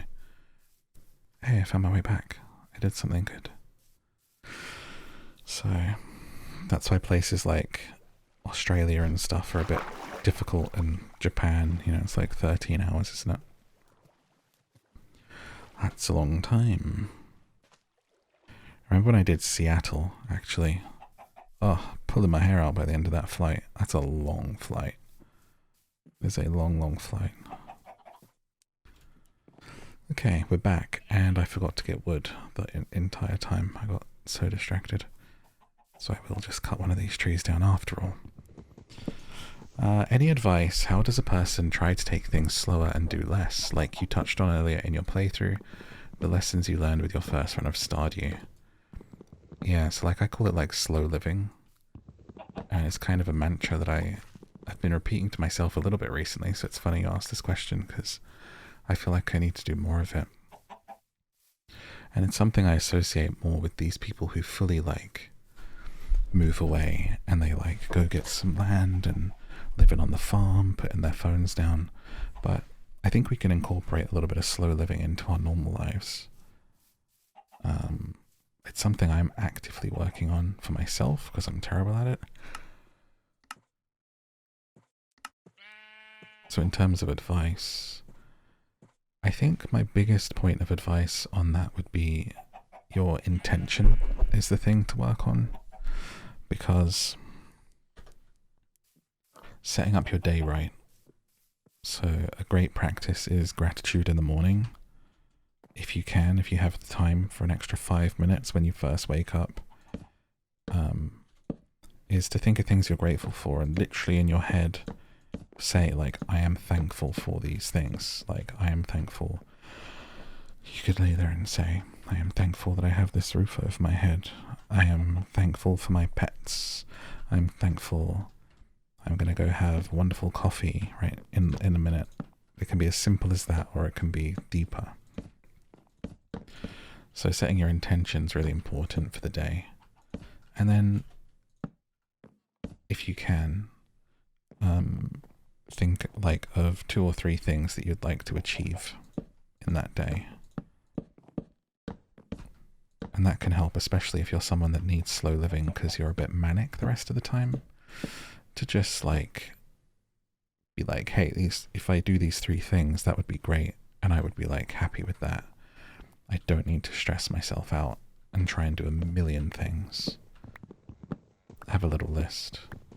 Because there is a tendency with to-do lists for them to become an endless source of you actually feeling like you have too much to do and beating yourself up. So it's better to just have a mini to-do, which is literally like, here's 3 things I want to achieve today. And like one of those things can honestly just be like, get through the day. Survive, you know? Doesn't have to be crazy. Brush my teeth, you know? Clean my space. Hoover the floor. Make a nice meal for myself. It doesn't have to be take over the world, right? Just think about what you want to do. Try not to panic too much. So building this roof whilst rambling away here. But if anyone has any tips for slow living, feel free to share them because, you know, I will read those myself. It's something I'm intentionally trying to do. I don't want to repeat myself about the river and the ducks too much, but obviously that's my kind of I make sure to walk and touch in with nature and listen to some music. Romanticize your life with some soundtracks in your ear is a big one. Help you to process stuff. Just slow down, you know? It's okay, it's no rush. Let's put our books in here. So what if this is going to be the living area? And we make a wall of books. Wait.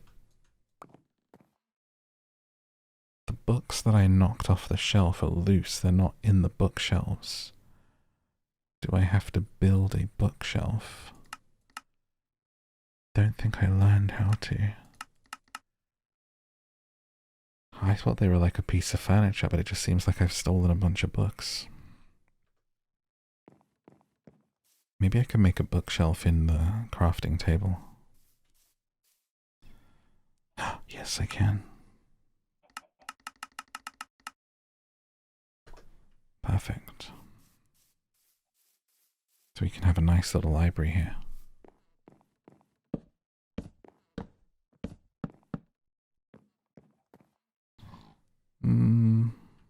Maybe not. Oh wow, and when I destroy these, they become books again. I guess I better not get it wrong.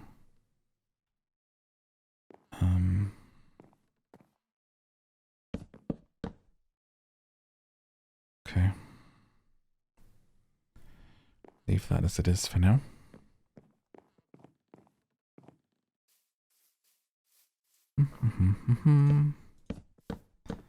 Little fence outside. Just to get some things out of my pockets. And then so I got this white glazed terracotta that I just took from this village, and I'm going to put this here. It's like a kitcheny motif. It's my kitchen. There we go. It so does not go with my wood vibe, but it's fine. We're going to go with it.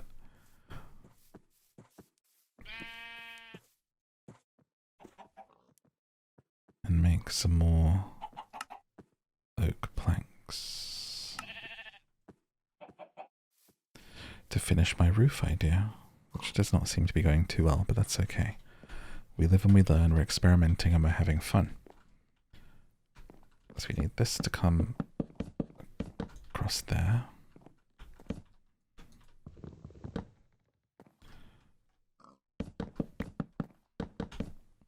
Like so.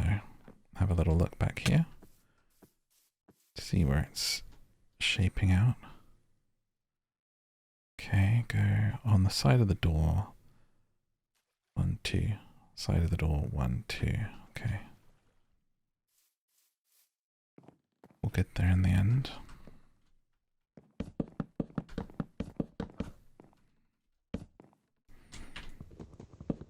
Placing blocks of wood. That's about where I want that. That makes it symmetrical, and then we'll come down the side, okay? Got it.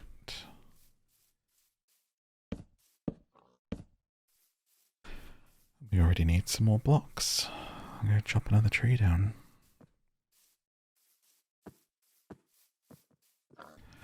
Bum, ba, bum, ba, ba. Hello, Mr. Pig.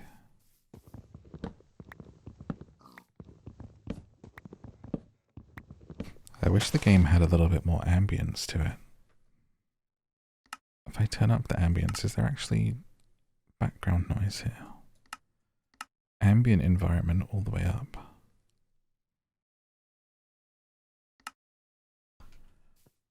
But there is no ambience here.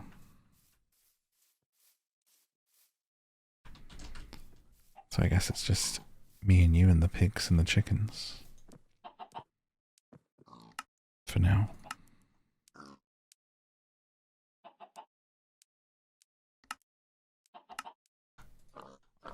Okay, hopefully this is enough blocks, because I'm getting tired of doing these. When do you know that you have found a true friend? At what point in your life did you find one? Or if you haven't, When do you believe you will? When are you... What are you... Okay, it's more questions. What is a true friend?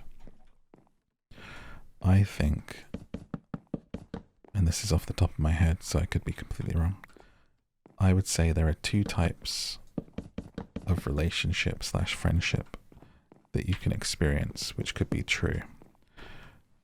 The first kind is unconditional and easy, and I feel like if you can be your true self around them as much as you can with anyone that's not yourself, and they don't judge you. And a really important thing is people who genuinely root for your success. There are so many friends in commas in life that actually won't root for your... They don't want you to be successful. They don't want you to be happy. And I don't mean like me being successful as a creator. I mean in life. A lot of people are not wanting to see you win. They don't want to see you get the new boyfriend or girlfriend. They don't want to see you happy, you know? So people who are genuinely happy for others is a big, big green flag for being a true friend, I think. Why is this not symmetrical? Go up that side.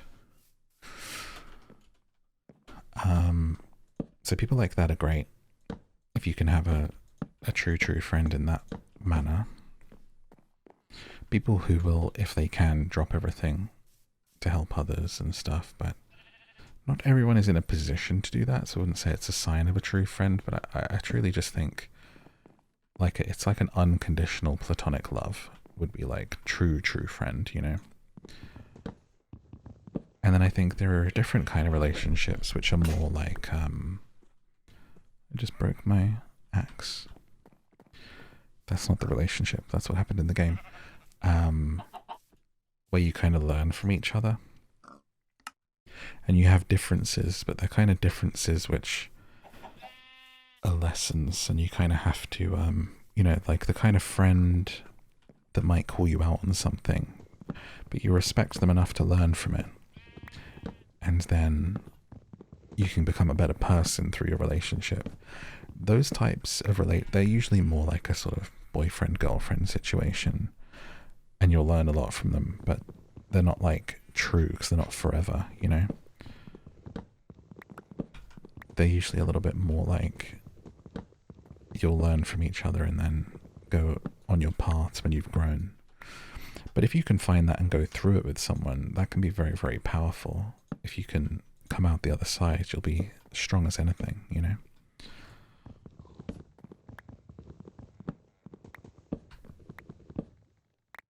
Bum. But I'm a terrible person to ask about friends because I'm so busy I don't get a lot of free time to like hang out with people or make new friends, not looking for any, or do anything with friends, so I'm very much a soloist, I have to say. Just clearing my roof here because I have an idea. I'm going to put these beams in. So whilst it's kind of a blocky roof on top, I'm going to have wood beams in the actual cottage itself to make it feel a bit more like a real cottage, you know? But we'll see how this works out.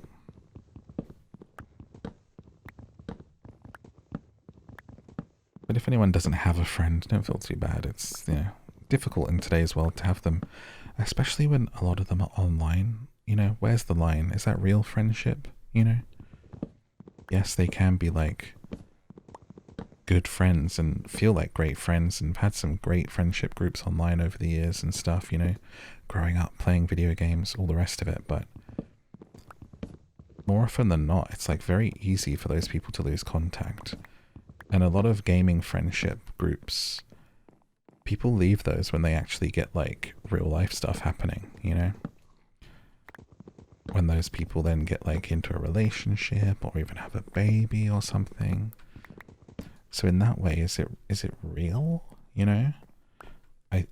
I've been in parts of those groups when I was growing up, and I know how they can feel very powerful, and people do have lifelong friendships and they meet up in the real world and all of this kind of stuff. But more often than not, my advice would be to not put too much stock into those, because they can be a little bit fair weather or just kind of transactional. A lot of friendships and relationships exist because the people need them rather than what you're getting from each other, if that makes sense. So, you know, protect your little heart.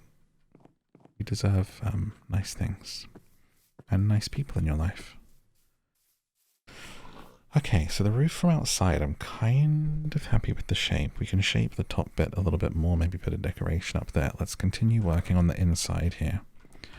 I'm loving this. I'm loving how this is turning out. So then we're going to put some raw loggage through the ceiling. So I need to go cut some more dark wood.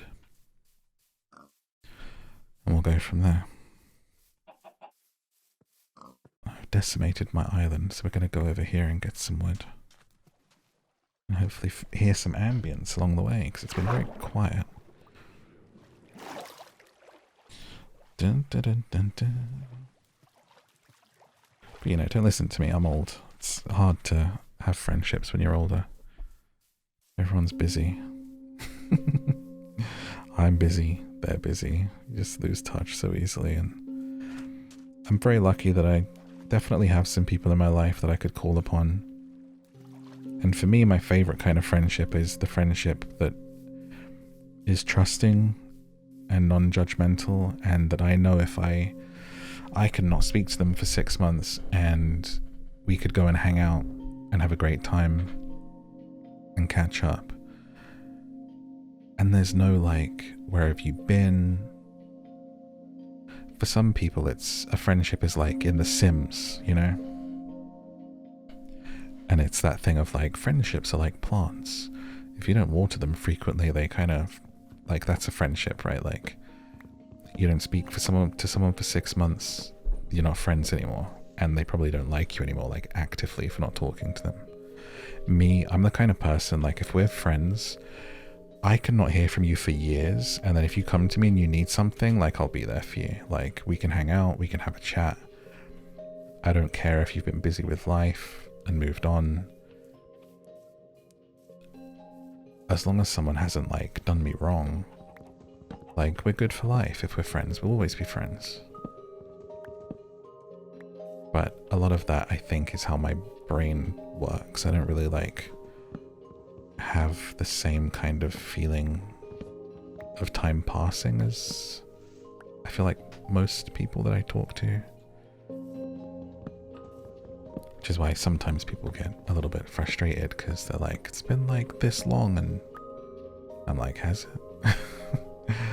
I don't remember. I just get kind of lost in my own world sometimes, and then it's been months, you know? Stuff's passed. But on the flip side, it works out, because if someone calls me and they're like, hey, like, what's up, dude? Like, do you wanna, like, hey, just treat them like we were hanging out yesterday, you know? So it's nice if you can find people that will treat you that way, because a friendship shouldn't be something you have to maintain, I don't think. For me, anyway. No judgment.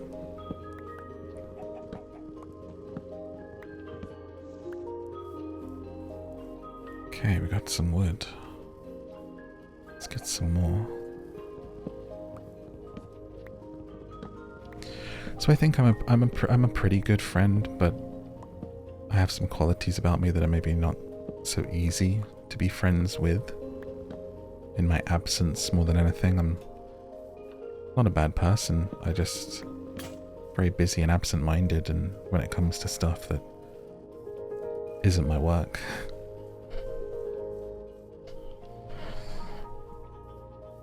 But also the kind of person that'll drop everything.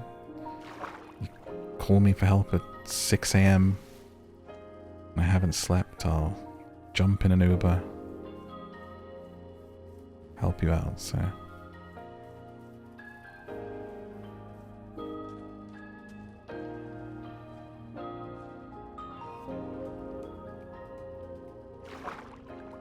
Really, I guess the answer to the question in a long way is a true friend is what you need it to be.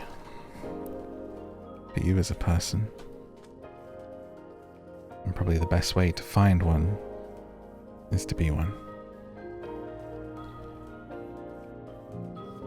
And hopefully you can find someone like you.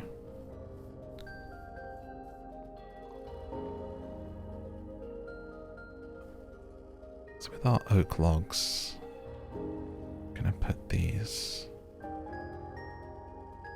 here like this. We already need another tool. So let's go get that. And put some of this stuff away because it's looking a bit full. Hello, Mr. Pig.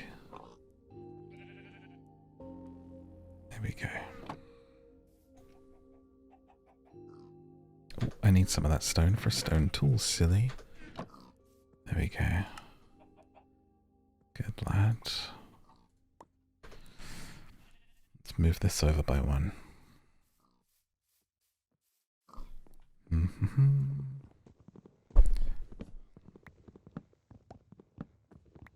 I hope you're finding these rambles good. I'm honestly just trying to just talk so you guys have nice background noise and stuff to fall asleep with. Please don't judge my how boring I am. If you're watching this during the day, okay, you're not allowed to judge me and hold it against me. Oh, what have I done here? Do I still like this? I think I do. Then we want to do one away from this side.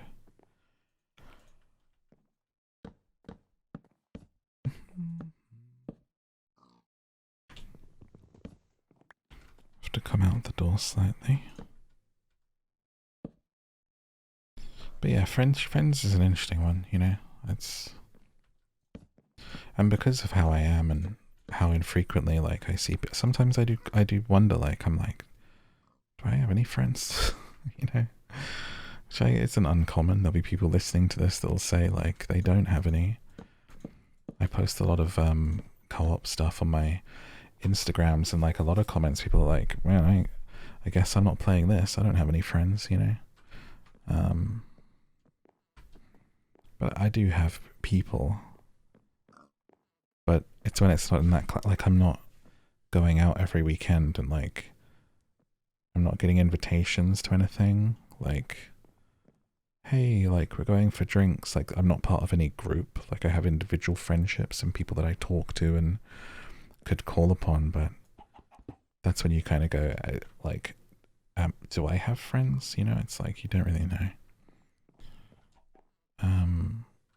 See, so now we've got these like wood logs, like beams, and I was thinking what we could do is like dig this further out to give it even further depth and a higher ceiling. And we'll fill these in. Actually, what we'll do is we'll leave this one as it was. Hang on. With these middle ones, I'll dig further in. Up by one. To give it almost like a barn roofing. And if this works, I'm going to be really proud of myself because I'm not a builder that does details like this. But for some reason playing this game is bringing it out in me a little bit, where I was just thinking about it and I was like, what if I did this? And I guess that's kind of the point of Minecraft, isn't it, in some ways? Bum ba bum bum bum bum ba. There you go. Focus on this for a minute and then do another question. So here we go. Get those up and over, and then I need to fill these spaces in.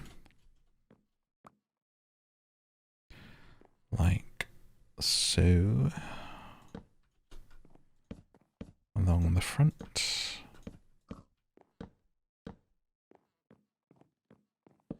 And along the side here.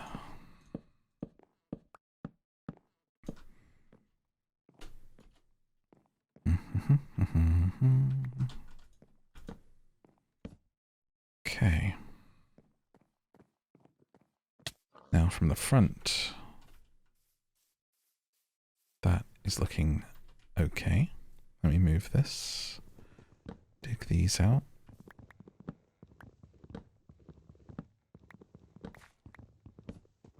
Ba. Okay. Not sure what's happened on that side of the house. Hang on. That goes here. Okay, block, down, down, down. So I want to take that edge off this side, I think.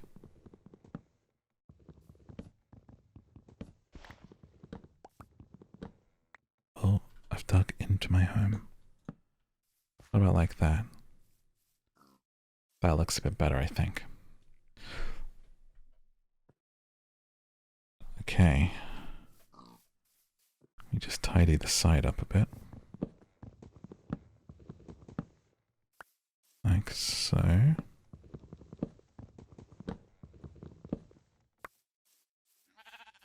love how these animals, like, what's going through their little head whilst they're watching me just build a house here in the middle of nowhere, you know?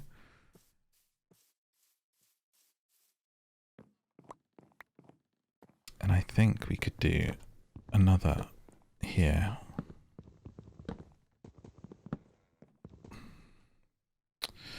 It's honestly tempting to take the beams up by 1. They're quite low, but I think I'm going to go with how it is for now.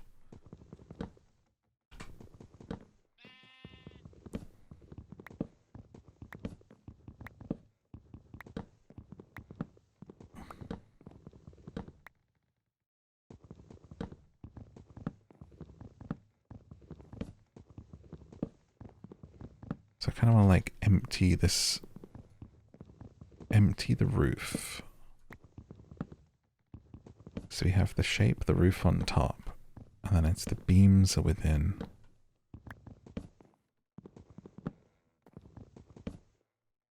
And honestly, how this is looking now, I think I am going to take these up by 1. Piece by piece with experimentation, we'll get there.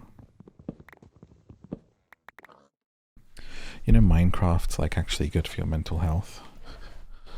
I did these videos on how to, sorry, I'm just moving in my chair, how gaming can be good for you, and Minecraft was like one that came up repeatedly, especially for being really helpful with like autistic children. And here's a fun little tip, is Tetris is scientifically proven to reduce recurrence of trauma. So like they did a scientific test with nurses, because obviously you're going through nursing, you see a lot of stuff and tragic stuff, and people were having a bad time. And if you play Tetris after a traumatic incident, it's something like a 40% decrease in your kind of recurrence of like flashbacks and like traumatic memories and stuff. So playing Tetris is good for you. Very good for you, in fact.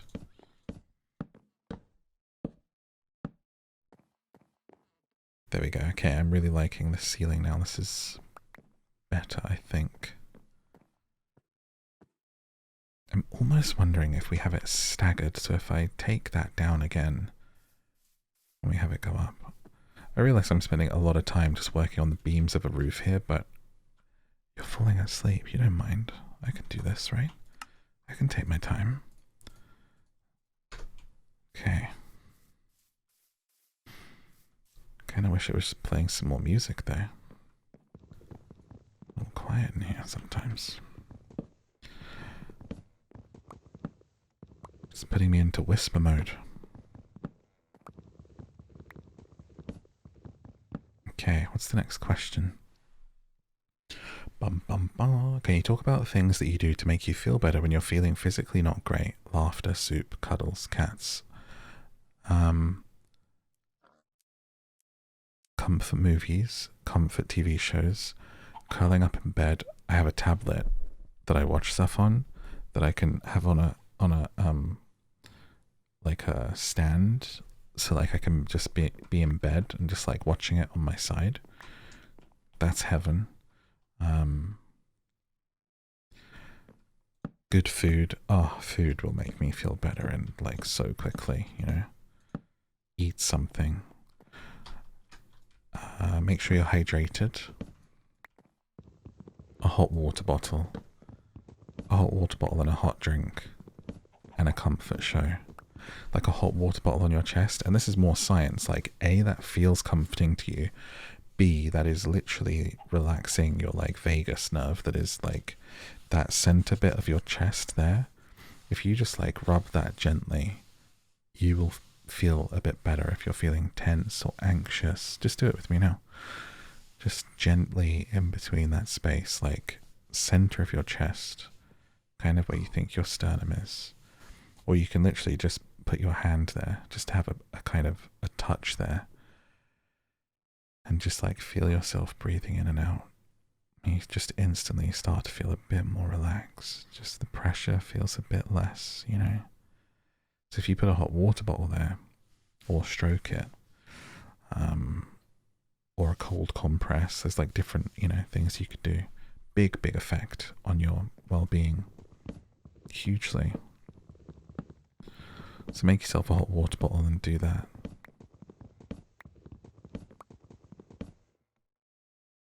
It's wonderful. Or a cat there purring, you know, it's pretty good. Cat purring, best sound in the world, always makes me feel better. Okay, so I'm going to do this one up by one as well, and I'll leave the other one down.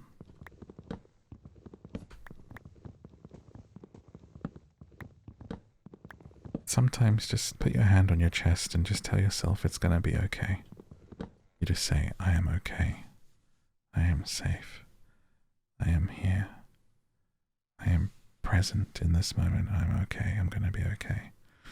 As silly as it sounds, if you do that, it's like hard not to just take a bit of a deeper breath and feel slightly better than you did, you know?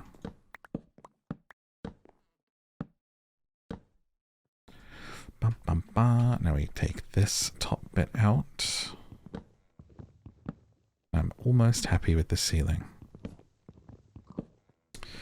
Taking a walk as well, huge. I know I bang on about walks, but literally will make you feel better no matter what you're going through. Just get out of the house, get out of those four walls, and walk somewhere, music or not. Oh, it's raining. How have we gone this long without it raining? Oh, this is beautiful. Oh, I love this. Oh, wouldn't it be great if I like got the code for just having it rain the whole time? That would be so good. Someone tell me how to do that, and if we do this again, I'll just have a rainy episode, and it'll just rain the whole time that we do this. That would be gorgeous. So I think I want a roof here, right? Let me see how that looks from inside.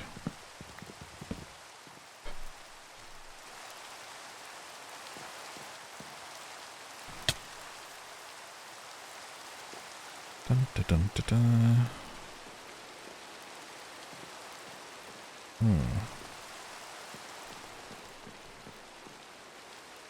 I think that has to go up by one on this side. This bit of roof.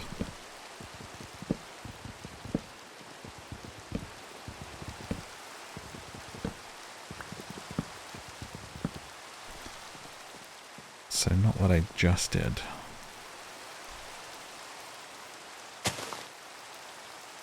Let me, okay.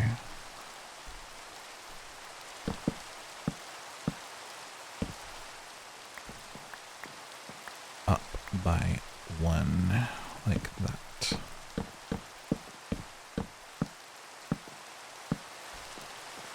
And then fill that in.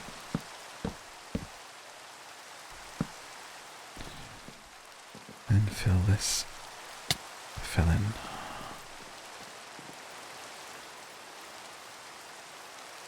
Build ourselves up. And then fill in this hole here. Like this.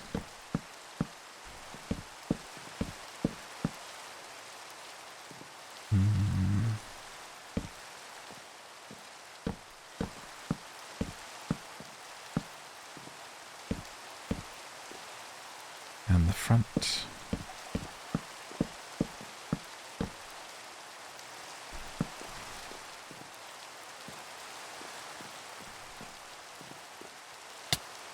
Let's see. It's not as symmetrical on the front anymore, but worry about that afterwards. We can always fix that. It's the inside that matters.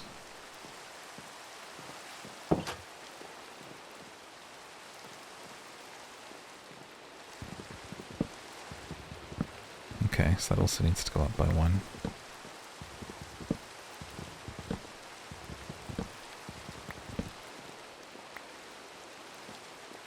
And, oh wait, no, it needs to come down to match here. Sorry.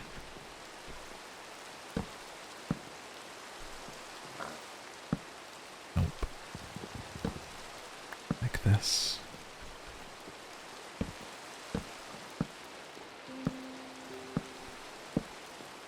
And then it's going to be flat across.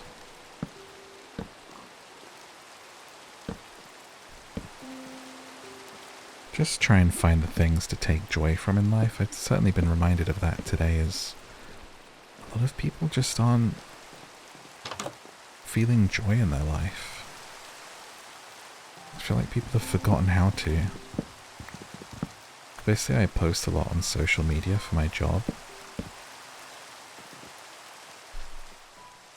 So like, I've posted the games from the Game Awards, and instead of being excited for these games, people are complaining. Whether it's the Naughty Dog game or it's The Witcher.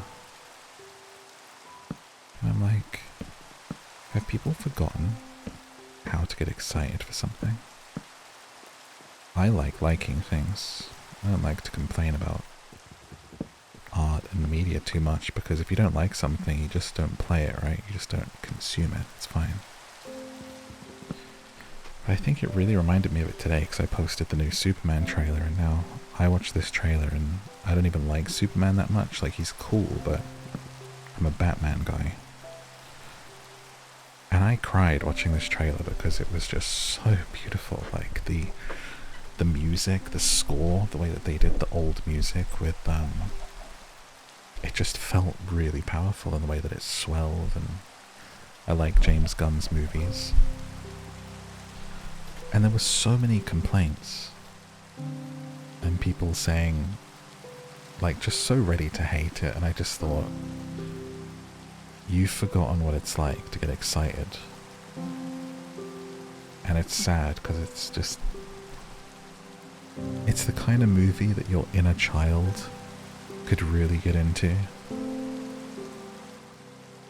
and enjoy, and it sounds like it's screaming out for it, and you're just gonna choose to hate it, you know? It's so silly.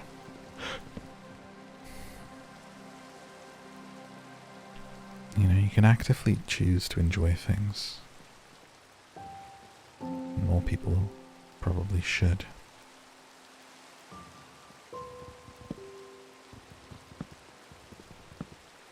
I think the world to be a better place, but certainly I've seen that become a bit of a trend.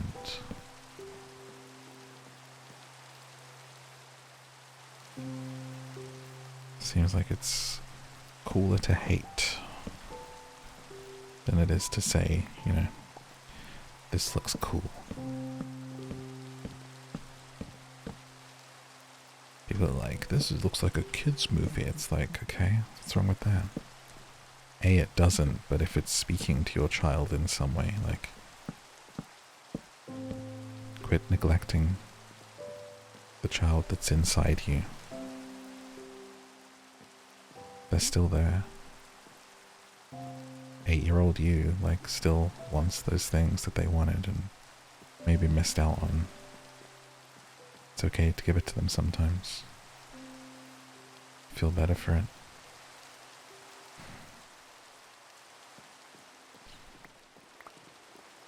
Okay, I think I'm fine. Like, something's wrong with this roof here, but I'm wondering if maybe I just need to not have this be down by one, and then it'll stop bothering me.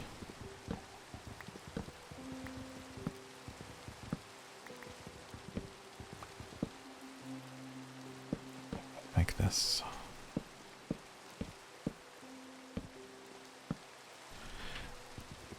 Bum, bum, bum, bum.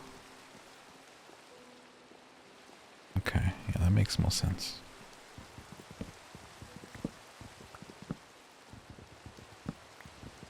But it's also like, speaking of friendships and stuff, like anyone that's like that is people that I'll choose not to associate with. Like, be happy, you know? Okay, there we go. Roof in, logs in. Probably wasn't worth all of that effort, but we did it anyway. It's fine. So now, I think we do a little...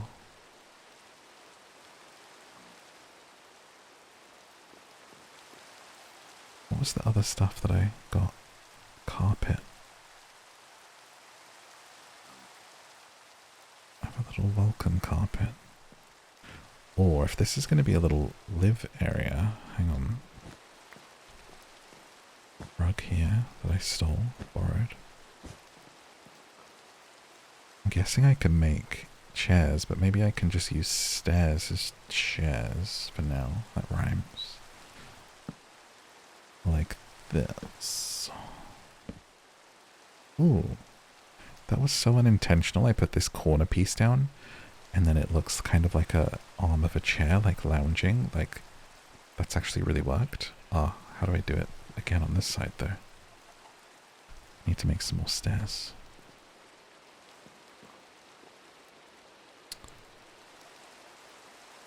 Huh. It's actually worked out pretty well. This rain's wonderful. Stairs. I did not mean to make 64 of them. That was unintended.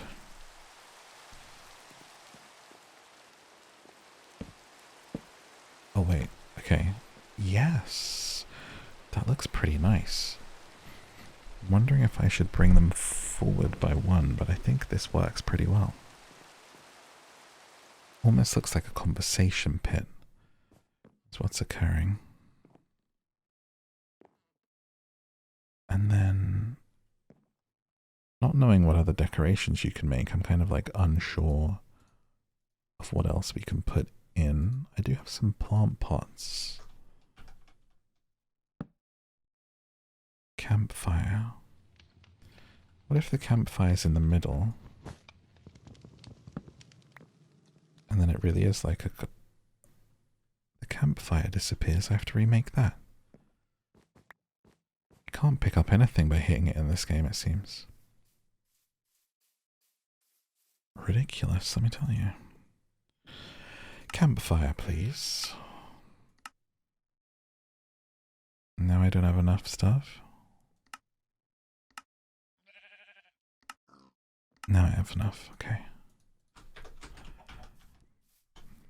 See, this is where the cute fun begins. Decorating and just hanging out. Fire. Oh my god. Why didn't I do this so long ago? Now we have the nice crackling of a fire. Whilst we hang out. Yo. That's so nice. Make more. I want to hear this ambience more. It's going to help you sleep. Hang on.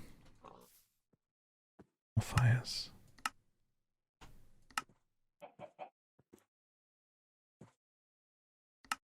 Okay.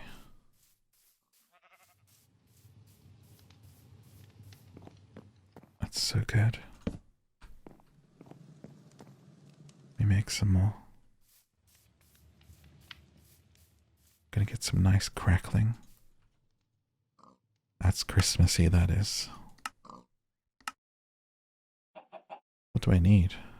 Some coal? Might be back down the mines for me, lad.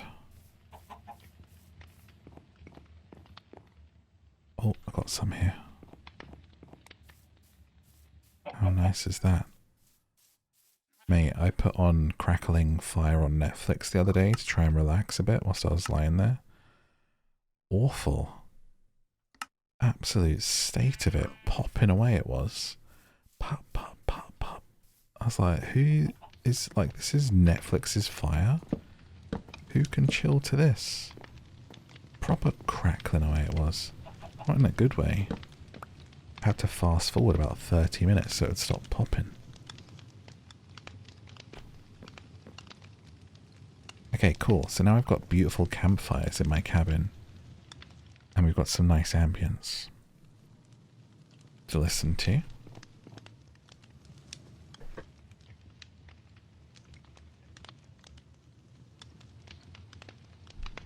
That's much better than it was with just the complete silence. Let me sit up in my chair here and there you go. I was leaning back a bit for a while whilst I was talking to you. Okay, so we have our fires crackling away. I have my roof done. Let's see what I can do with these plant pots. If I put that there, can I put the cactus? I can. So now I have some lovely cactuses as little ends of this area. Okay.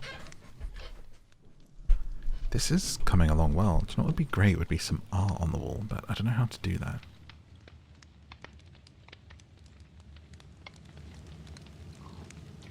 Tempted to slightly... Like I could put the books up here, or here.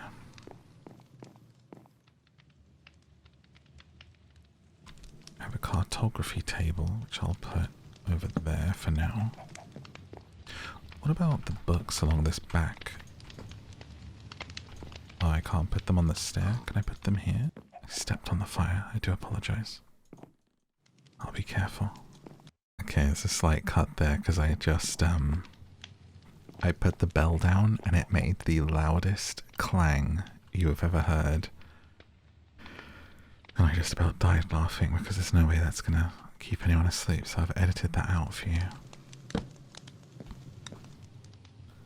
That was hilarious. Right after stepping in the fire, it was just clang so loud. Let's see what else we can craft currently for decorating. A brush, different woods, a sign, a ladder. Oh, I can make paintings. What do I need? I need wool. Woolen sticks. And I can hang some paintings on the wall. And nothing else that looks too homey. Different doors. I guess with a cobblestone wall I could make something that looks like a chimney.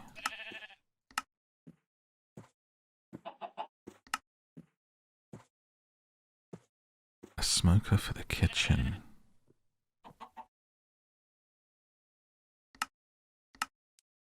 So I need some more. Get my stone out here. And then I can make that. And I can make... Why can't I make that?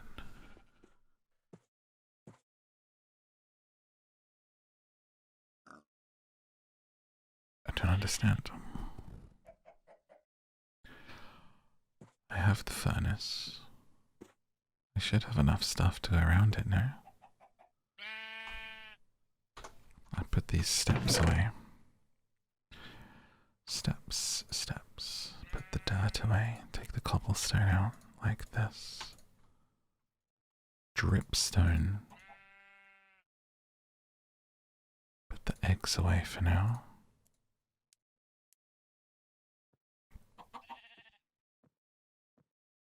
Torches, sticks. Put the saplings away.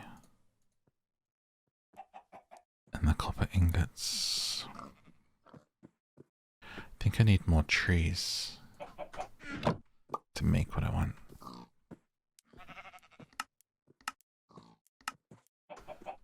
Let's get another one. Pig and a chicken just running around together like to think they're the best of friends.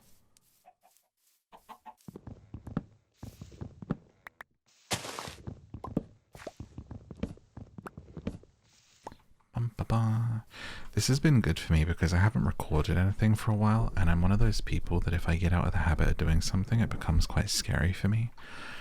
And like I hadn't recorded like a proper big video in so long. I'd done my podcast and I had done short videos, but it's been maybe a week.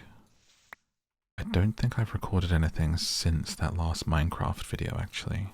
A week or two. And I forget how to do stuff. And I just felt, anytime I felt like recording, I felt really scared, like I wasn't gonna know what to say. So I'm not naturally like talkative. I had to train myself to like verbalize my thoughts from years of streaming and just to like say things when they come into my head. And also because I work so much and I don't do a lot, I feel quite boring sometimes and like I might not have anything new to say, but I really appreciate the questions because that really helps give me a little jumping off point for stuff to talk about that I know that at least one person will be interested to hear the answer on. I think that's probably a big part of why I haven't streamed, is there was never really a plan for like my stream to be the last stream. I just haven't streamed since because I got busy, and the more I was busy, the more it's like scary to hit that button and sit there on live, you know. It's tough.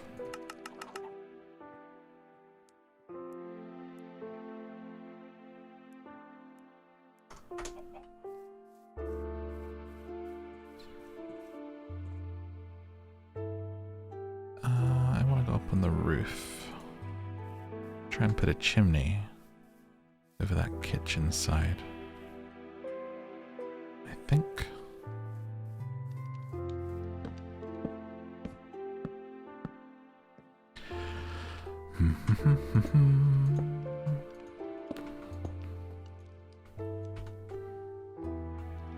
I wonder if I could like put a fire inside here so it feels like it's actually like a proper chimney.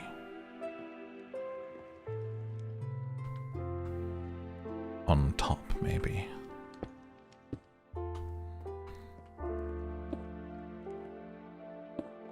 Let's see how that looks.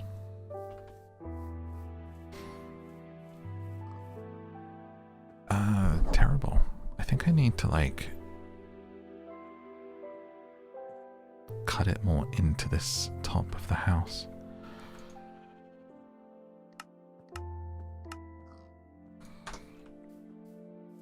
But I'll give it a go, it's fine.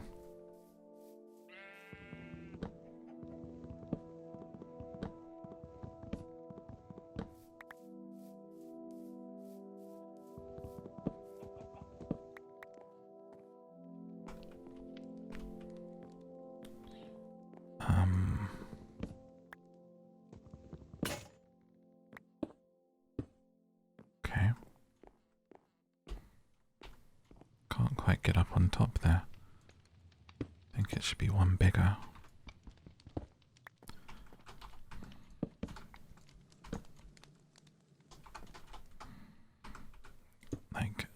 this. And then see if we can put the campfire on top. No. Ah! Yes, I can.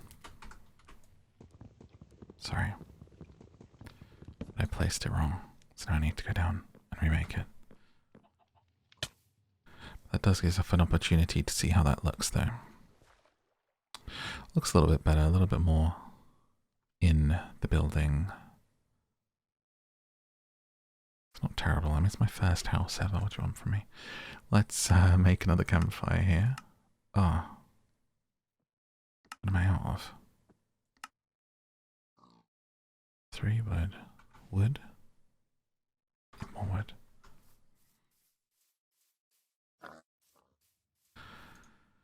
Hey. I need another axe too.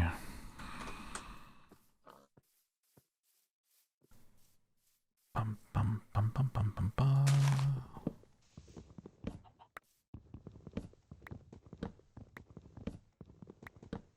Gonna get this done. Okay, next question. I've got to alt tab and just scroll this page down so I can see what people are saying.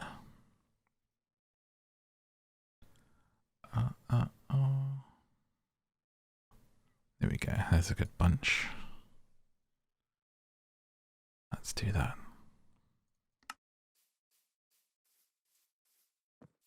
Whilst we make the campfire. And go back up on the roof.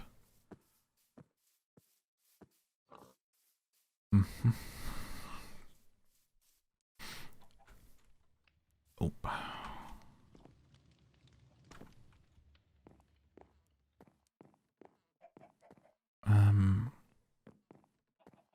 Okay.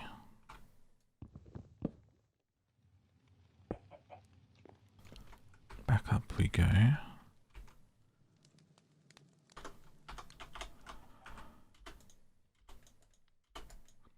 don't think I can place this on the center. I think it actually has to be on the back. Like on a corner. Which is not really where I want it to be.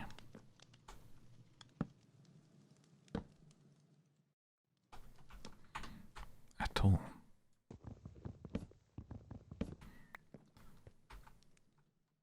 To be honest with you.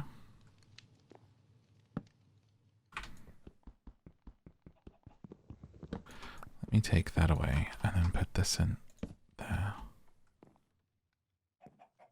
Yeah, I'm not sure how to make this actually feel like... Maybe there is a working chimney in here somewhere, I'm not sure.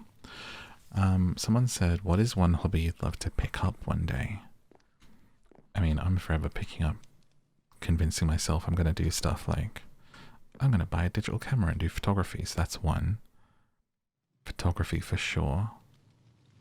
Which I hope I'll do in 2025, because I said I would do it this year and I haven't. So my plan is to get one in the new year, get used to the camera before spring comes, and then I'm going to catalog like the journey of the eggs and the new ducks for spring 2025, which I did with spring 2024, but just with my phone and on Instagram. And you can see that on my Instagram on the ducks highlight is like the whole journey of this year, from me seeing the eggs to like the first duck of spring and the swan cygnets, the babies, and them growing up and leaving, the whole journey. And so I want to do that with a professional, like, not professional, but like an actual hobbyist, like digital camera next year. So I need to pick one at some point. I almost picked one up in the Black Friday sale, but I kind of got a bit scared. I thought, am I going to like spend all this money and get one and then not know how to use it or take the time? So, but I'll talk myself into it when the time's right.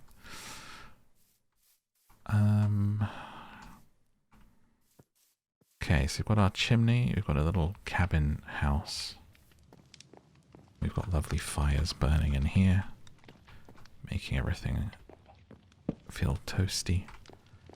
We've got a smoker in the kitchen. I'd love to make like a kitchen sink. I don't know if that's a thing. I'm gonna put a little lime carpet to wipe your feet on when you come in. Got a bedroom with some books and a bed. crevices. And let's make a little fence for outside. To make it look a bit nicer out here. I feel like there's stuff you could do to the front here, like by mixing in stone with the like foundation. Like the outside looks kind of ugly, but I'm not gonna be too harsh on myself my first time. A housing virgin. I need to make some fences. So I've got a fence gate. Is the fencing?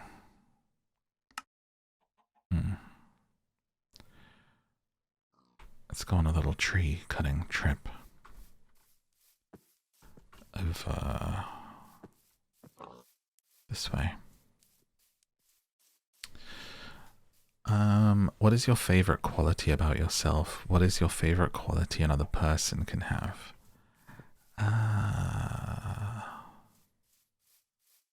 So quality in another person, I mean, a sense of humor is great, right? And being able to take a joke, but the first thing that comes to mind, I hit my boat, is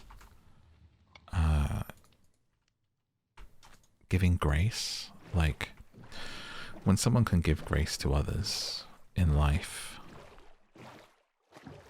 that's like a very important quality to have, I think. So I like that in someone else, you know? And what I mean by that is like, basically comes down to knowing that everyone is fighting their own battles and like being kind because we don't know what other people are going through. And sure, like we all forget that sometimes, you know, someone acts out, we think, oh, you idiot, you know, and we get upset. But just having the ability to sometimes think, you know, maybe they're going through something and them acting this way says more about them than it does me, blah, blah, blah, blah. And have a level of understanding of the human condition and that people are struggling. So that guy that was really rude in the car today or didn't open the door for you, gave you a look, whatever. The bitch that was mean about you. Like, just being able to kind of give grace on it when people have human moments, to move on from it and to not hold it against them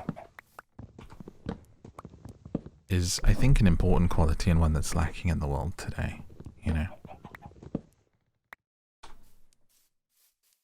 We don't let people be human and forgive them when they are. It's hard not to forgive someone for the thing that they just are naturally, right? Like, hey man, you've got brown hair and I don't forgive you for that thing that you can't deal with, you know?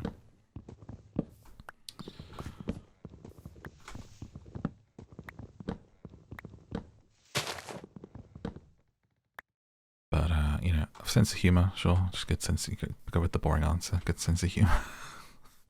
GSOH. GSOH. Must have GSOH.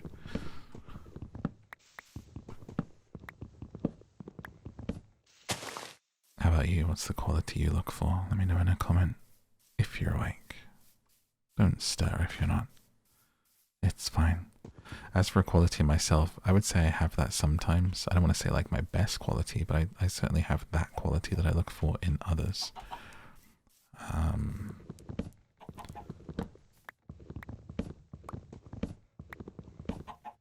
Just a chill guy, you know. This is a good one. What is your soul song? A song that describes you as a person. I feel like I'd have to sit and go through my playlists to like find one. It's a great question though, and I wish I had like a really clever answer for you, but I literally read these in the moment and I haven't prepared anything. And it's such a good question that I want to give you a good answer. Soul song, I've never heard that before, but that's very interesting. Song that sums you up as a person.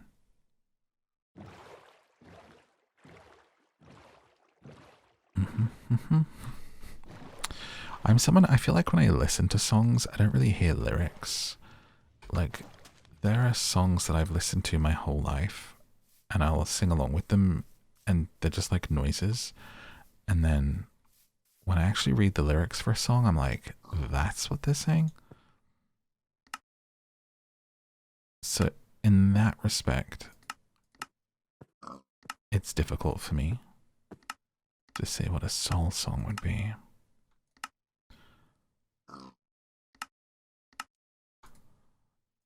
Why did it make so many? I've got 61 fences now. Maybe that's one I'll come back to if I think of one. But I wanted to say it because it's a great question.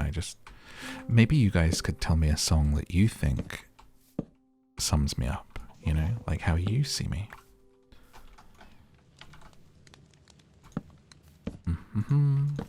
Let's go with, for myself, let's go with the Mr. Rogers theme, just because it throws me back to Animal Crossing, and I made a little intro and I had the Mr. Rogers theme playing, and with my characters on the screen. I'd only ever seen like a few episodes of Mr. Rogers. Didn't have the pleasure of watching it growing up, but Twitch did a marathon of it, and that was my first time seeing it. And I was like, this is the best. It's so nice. So he seemed pretty cool. And I watched the documentary about his life, and also the film, like Tom Hanks played him in a film and stuff. I liked him. So I'll pick the Mr. Rogers theme until I think of something better. Okay, now I have a little fence out front. I don't think I'm going to put a gate on it because I want the animals to feel free to come in. I'll put those away. See what else we can make. The outside's really ugly, but the inside's nice. And I'll learn how to make a good outside. It's fine. Let's try and make a painting for the wall. And then we'll do a bit more mining, I think, and do the rest of the questions. So we gotta find some sheep. But I don't want to do the last sheep that's living on my land, so we're gonna go find a different one to make some wool with.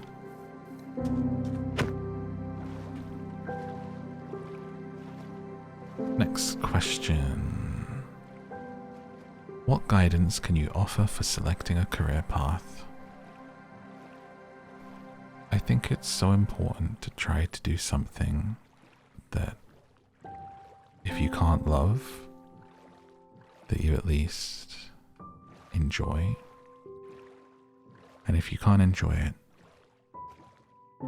try and find something that at least feels like it's important or makes a difference, if that matters to you.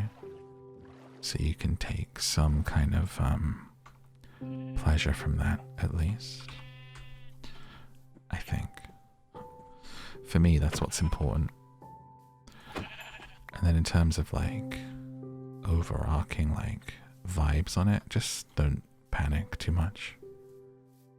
Again, remember that things are for now and not forever. So you getting a job tomorrow in something which you're not particularly happy with doesn't mean you're stuck in it forever. Maybe try and limit your responsibility until you have the thing that you really like. You know, like, if you can help it, don't have a kid till you have the job you're happy in, because it's going to be a lot harder if you have a kid to do that, right? But life happens, you know, so maybe you find yourself in a position where you can't do that. My mum certainly did. I had a young mum, and like she finished getting her education, like with me, born and living, being a child, you know. And so it's not impossible to do stuff, and she became a teacher. What's that amazing glowing over there? We should go check that out. I feel like I should put some torches down to light my way home. Lights will guide, Coldplay style. But yeah, there's so much emphasis on career, isn't there? And I'm a big believer in following your dreams, whatever they may be, and your dreams might not involve a career. You know, you may want to just work to live rather than live to work, and that's fine too. Get yourself just some easy job that you enjoy. Work in some easy store, or you know, help out somewhere in your town, and do what you really want to do with your life the rest of the time. Yeah, that's okay too. So even though it's not maybe the most useful advice, I think my main advice would be just to chill out and to be open to things, and know that whatever you choose to do may not be the thing you end up doing, and that lots of opportunities may come your way, open themselves up to you, you know. I thought this was something interesting. It's an interesting sort of cut into a side of a mountain here, but it's actually not much here.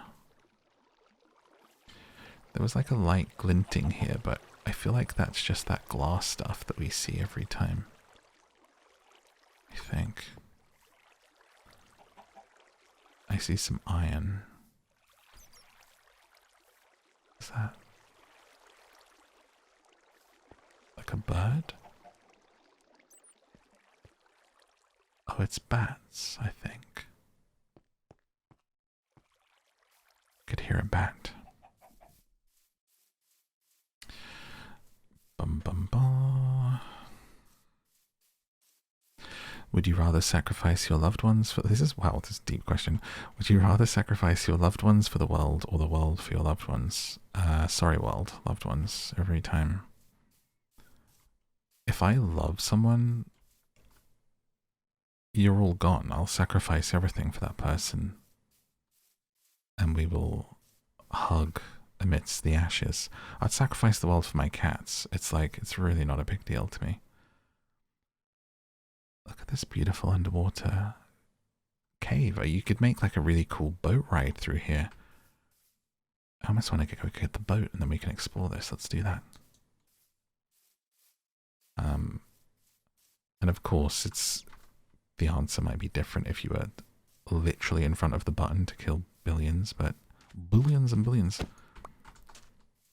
Honestly, if I love someone, and even for family love, it's very, very strong, very loyal. I would do anything. No question.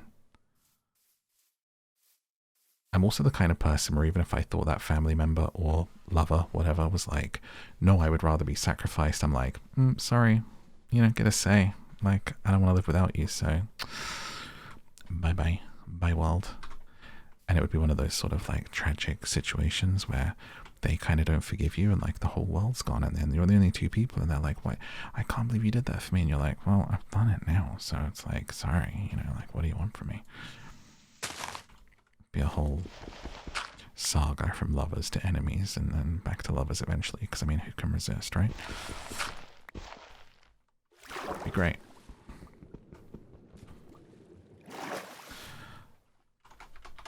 Can I play? Boat. There we go. Let's explore. See where this goes. Oh. It's the end of it. Okay. Still fun to take a little look though. Now, how do I get out of here? That's the question.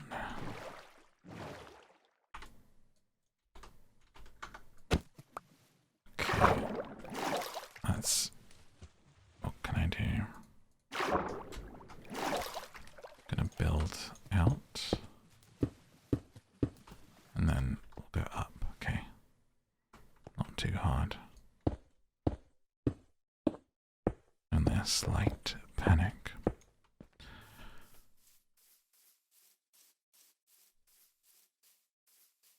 Now, I can't see the torches I left for myself, but I did find some pumpkins. could make a pumpkin pie. I love pumpkin pie. I can see my big ugly house from here. Or over there. And there's my candles. Wonderful. And that means the cave hole is over here. We can go in and do some mining. Let me find another question.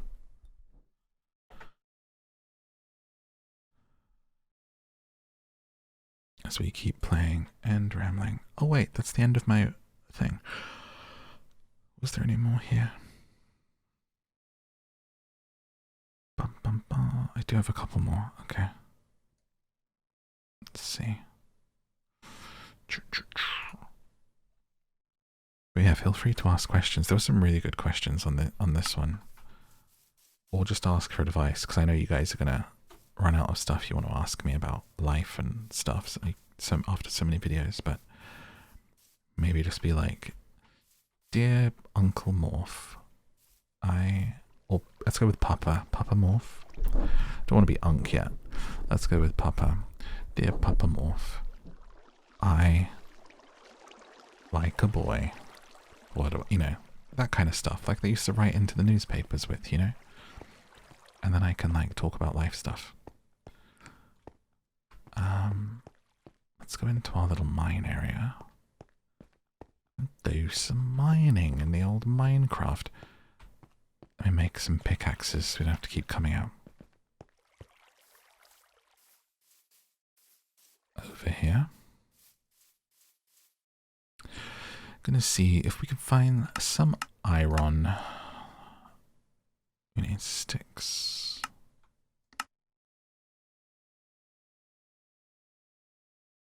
And then we can make pickaxes. Oh, I've made so many. I need to work out how to not do that.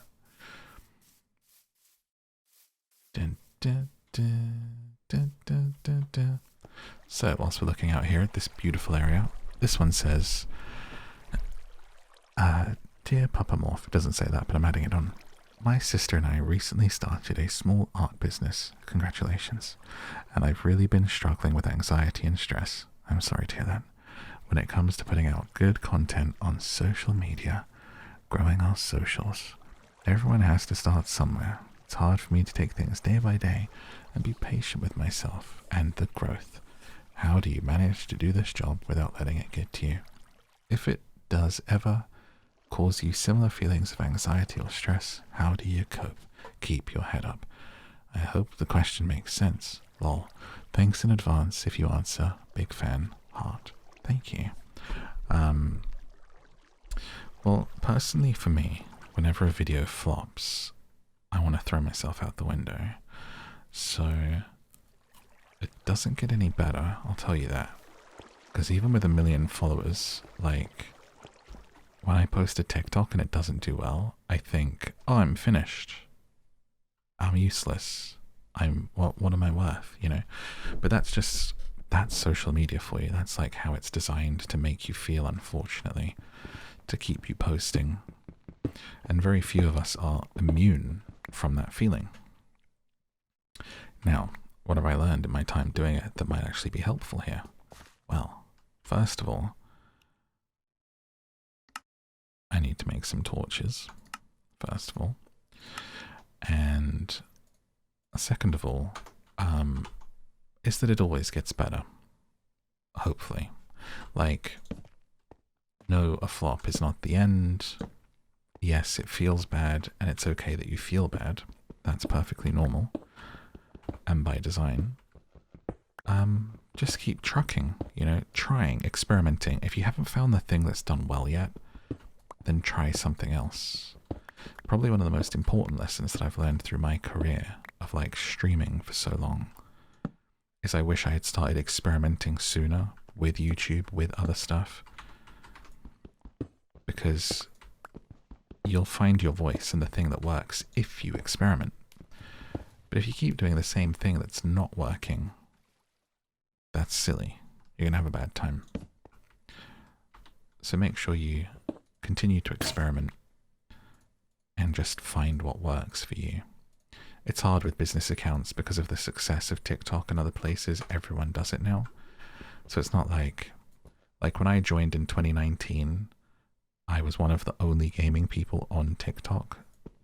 Huge advantage. I was there before the pandy. So then when everyone joined because of the old COVID thing, I was already there doing my thing.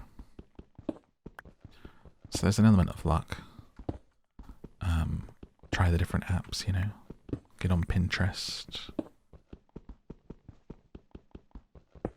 And there is an element of saturation. It's harder now to get big anywhere than it was at that time. People were much more keen on following in like 2019, 2020, 2021.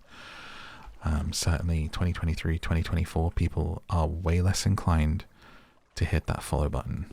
Believe me. Like, I have videos go millions and millions of views viral, and there's very few follows from it.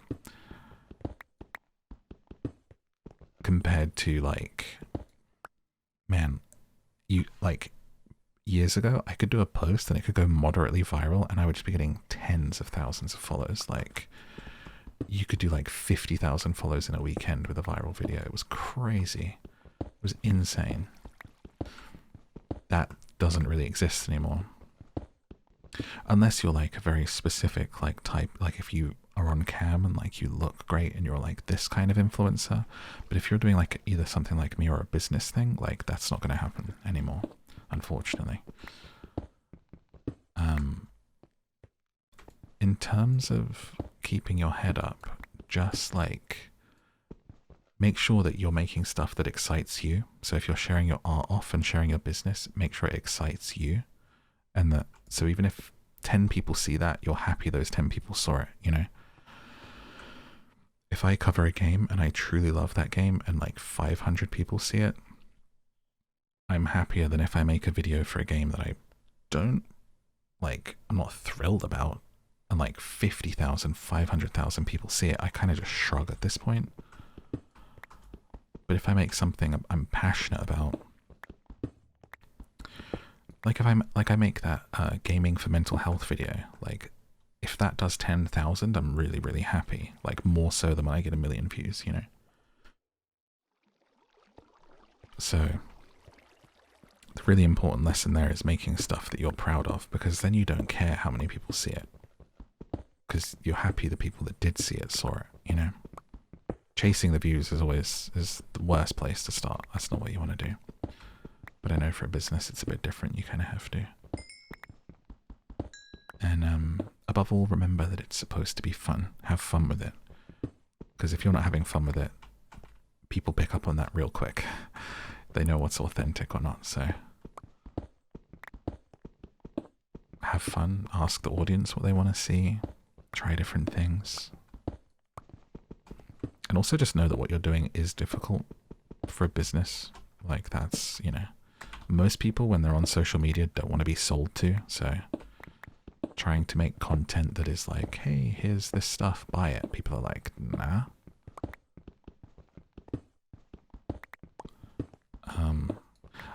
I would suggest trying to, for any artists, I think the most important thing is like, make it about the art and not about the business. Like, I follow loads of artists on TikTok and stuff just because of the stuff they make. And if I buy a print, it's because I like their stuff and I like them. Like, I'll go find the shop. I don't need to be told they have a shop or they're selling something. Like, there's that one that everyone follows. They're really popular that do, like, the little drawings of, like, the monkeys and stuff. And it's, like, a little adventure. I think, is it Anna Laura Art, something like that? You know, look at what people like that are doing. And maybe you can do similar and just, like, share your stuff. Rather than it be too business-minded. But yeah, it's difficult. It's gonna be some hard times. So, in terms of keeping your chin up, just make sure you're excited for what you're making, and move on to the next. You know, video flops. It's just make the next one. That's what I do.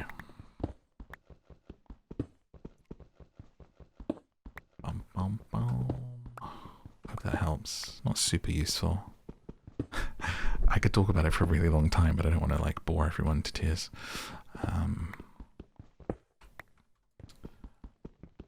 Let's see. Someone said K-pop. Which bands are you into? Okay. I will come back to that because I will literally open my playlist and I will tell you what I'm listening to off the top of my head in case I forget and I don't come back to it. I'm obsessed with Igloo by Tree of Life. Kiss of Life. Igloo right now is like, oh my god, I'm obsessed.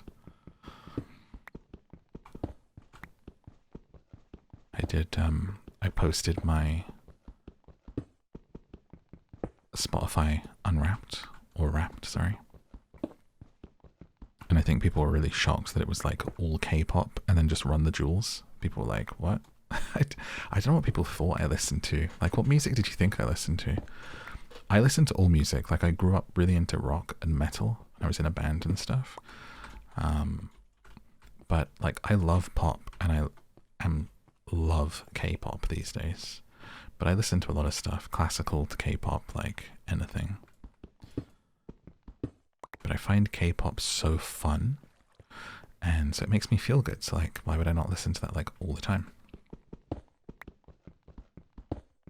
It's also my thing with K-pop, like my love affair with that is because a lot of it is actually inspired by and reuses like old hip hop, or more specifically old UK garage and house sounds, which I was also into growing up. So like a lot of those beats and the dance here tracks are old UK garage and like house and like little bits of like jungle or D&B in there, and I'm like so into that. So it kind of feels a bit like my teen years as well. I was listening to rock, but also garage. So I like how cyclical it is, and it borrows so much from the past, which is nostalgic, but funky and new, with like the most attractive people you've ever seen in your life doing amazing dance moves. It's great. And all of like the silly like videos of the people being cute. It's just a joyful, and I know it's fully manufactured and behind the scenes it's not that joyful, and the fandom are insane and so like rude to their idols, but as someone just enjoying it from the outside, I love it. But I will read you my playlist. If you could create an ancient mythological lost city, what would it be like? Where in the world? What biome? i.e., underwater, or lost in the mountains, or deep underground? How did it get lost? What's the culture like? Would you want to visit? Like Atlantis, El Dorado, the Gardens of Babylon, Shangri-La, etc. What a question. Sorry, I had to put on the reading voice for you there. This feels like some perfect music to answer this to. My civilization would be within the Hollow Earth. We would be the kindest people you had ever known. The Bear Folk. We escaped to the Hollow Earth when we found that the humans were growing cold and unkind. We saw their treatment of nature and of each other, and we decided enough was enough. That we had to protect ourselves, and from afar we watch and try to make things better with works of art, creations, influences that can show the humans a better way to be, to inspire them to feel, to love, to have hope and kindness again from afar. A culture of understanding and art and creation, love, friendship, grace, and lots of pancakes. Daily pancakes. Breakfast on Lele's. Morph, are you revealing to us that you're actually an alien from the Hollow Earth? And that's... shh, don't worry about it. It's fine. I am a perfectly acceptable human form, just like you. There is nothing to worry about. And nothing to fear.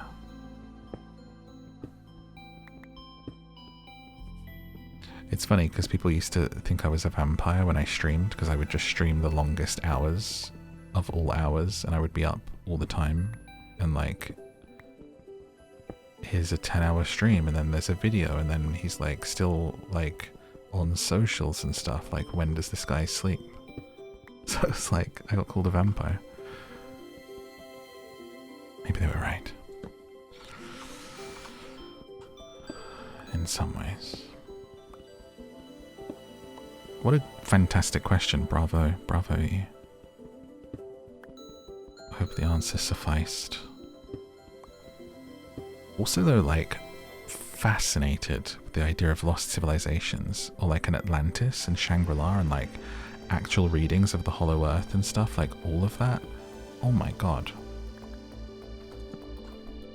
I mean, I've said before, my dream growing up was like I wanted to be a monster hunter, and by that, like, I include conspiracy, mysteries, like lost civilizations. Like, I literally, before Nathan Drake existed, like, I wanted to be like Nathan Drake, like Indiana Jones for the hidden of the world is like, in a parallel world, there's a me doing that probably, you know? And I thought about doing it, and maybe I would document it, but who knows? But then 13, 14-year-old me went into the careers meeting and said, I want to be a monster hunter and investigate mysteries to the careers advisor, and he said, have you thought about advertising? Have you thought about marketing? And handed me a pamphlet on getting into marketing, and I just thought, hey man, how dare you? Maybe if I had got some advice there, I would have taken a different path. The smallest things can affect the path that we take in life, you know? I wanted to be a psychologist at one point. Young me in college had switched to psychology from religious studies because I felt like the lecturer wasn't good enough in RS. It was one of my favorite subjects when I was in secondary school, high school for the Americans. And so while she's talking about Buddhism, I'm like, you're missing this bit and that bit and like this meaning and that meaning. And I could tell I was annoying her, but it was also annoying me that she didn't know as much as me, okay? So I left for psychology and decided to just study Buddhism and RS and philosophy in my own time. I also took philosophy at college. And I got into psychology and was taking it. And then, so I said to my form tutor, like, oh, I would love to maybe be a psychologist or like a counselor or something, you know, and study this stuff and help people.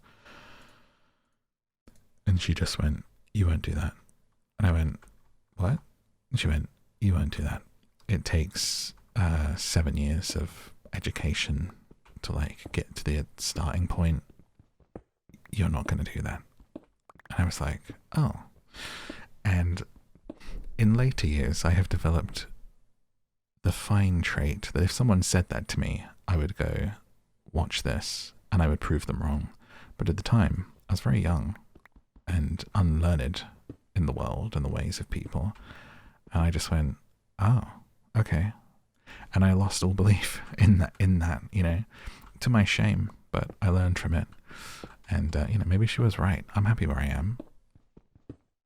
Maybe I wouldn't have been studious enough. I find it hard to focus, and I never study. Every exam I've done in my life, I've never revised for, so maybe she was right. But it still annoys me that I let it. I was just like, all right, guess not. Yeah. Okay.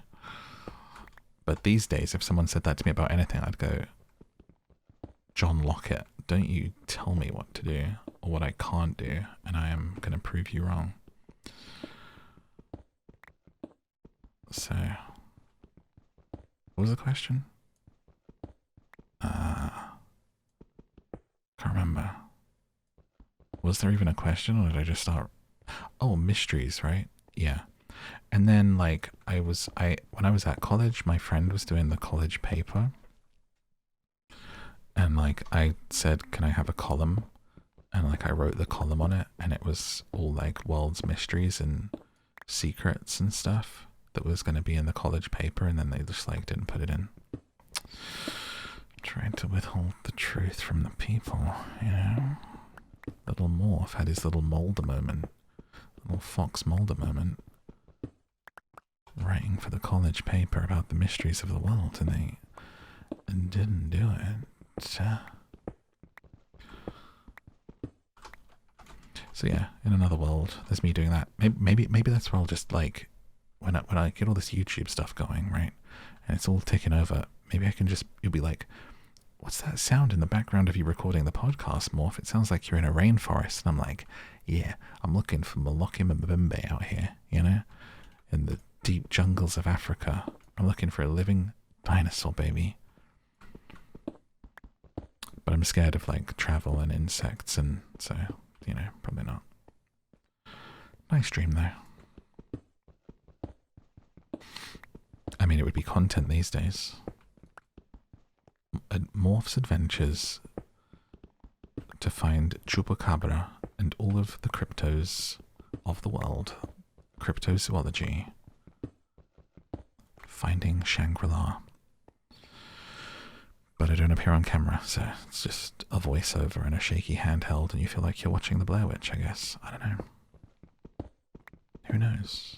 The twists and turns our life will take. Nobody knows.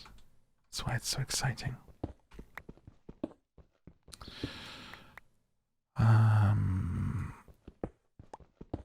What are your most and least favourite foods to cook and eat? There we go.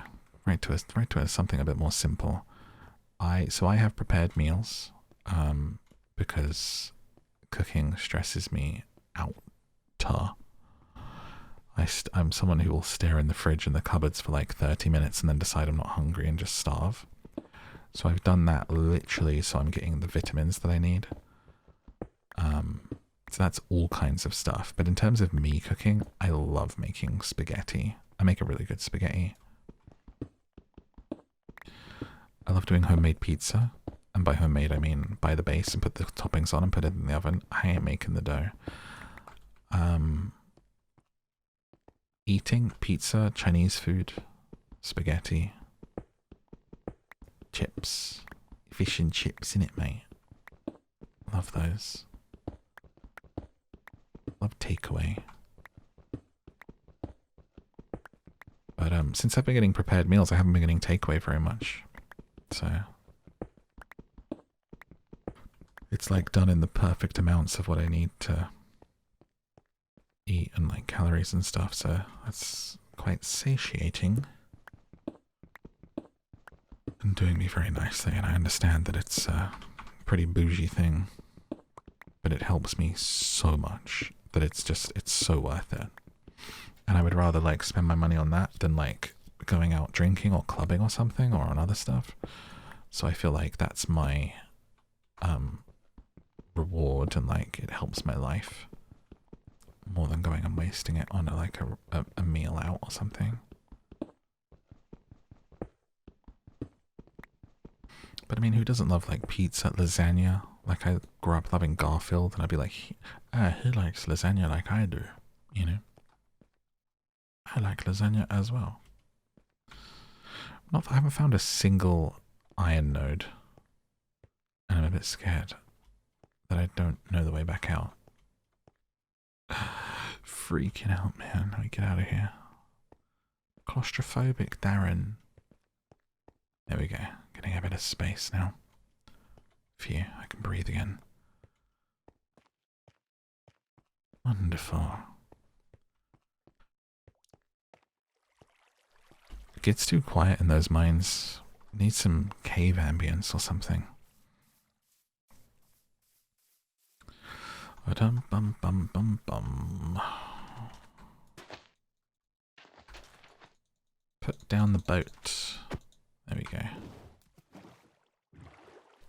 Little boat trip home.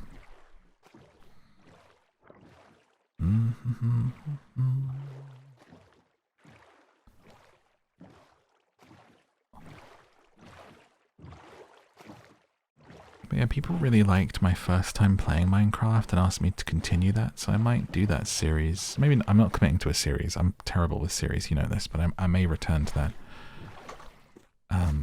every so often on that other save that has like the creepy crawlies and the ghoulies as well. And maybe I keep this cabin. If you would like me to do more Minecraft, let me know for a sleep episode, and I might continue on building this somehow if I work out what I'm doing. Let me know, you know. If you liked the sounds and the vibe of this video. I mean, that horse is still there. Like, how do I make a saddle? I do have an apple. Horses like apples, right? Maybe I can feed it?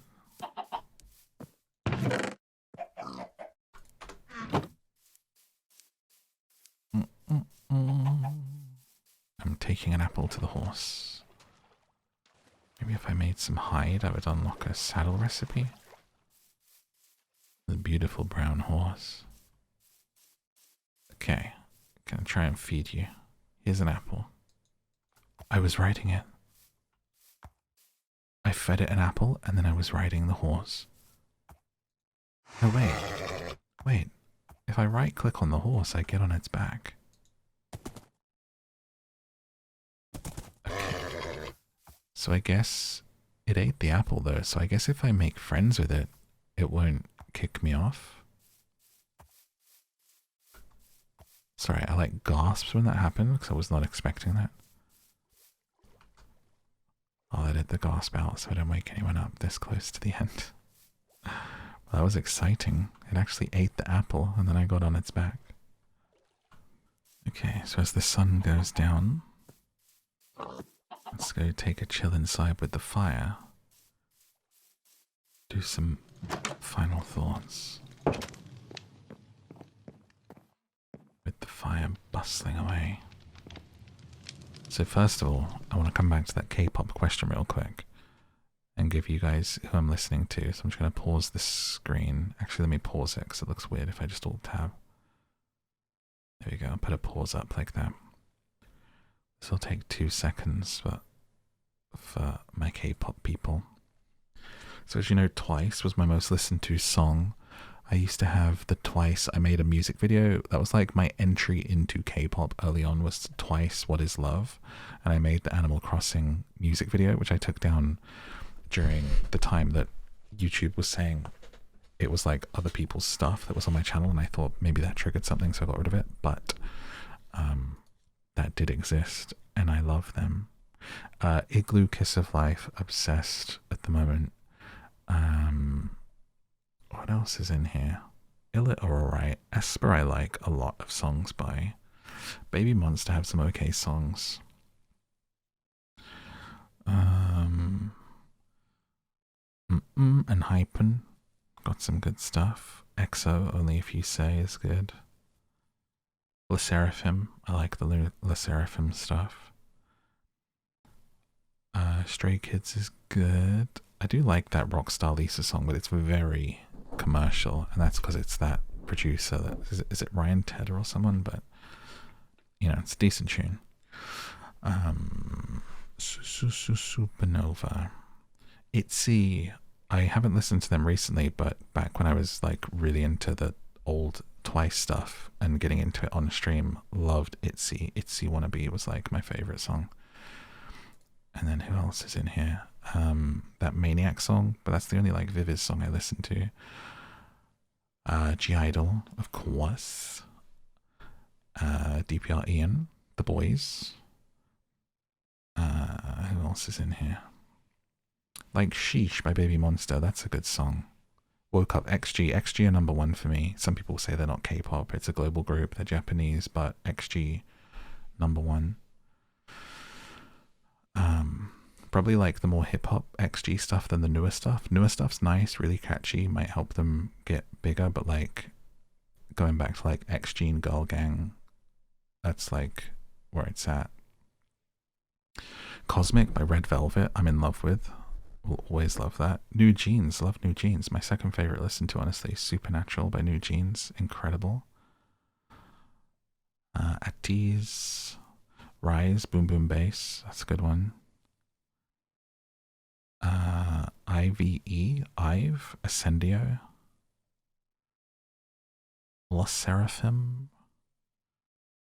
That Supersonic by Frommer's 9. Frommer's 9? Oh, NMix. I like some NMix songs. See that. And there's another one that I really like too. I can't remember. But yeah, that's what those are like my top right now to listen to on repeat. Ow. And I wish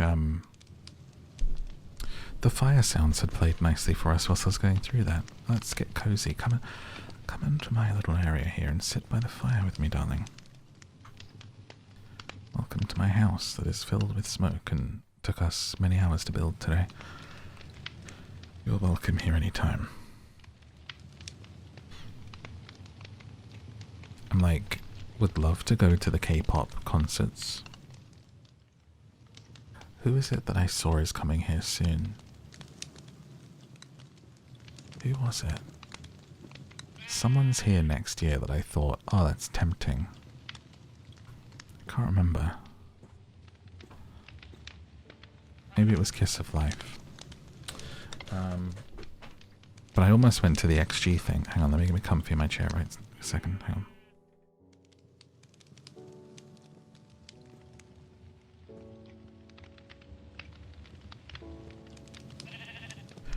So I almost went to the XG London show because I love them so much.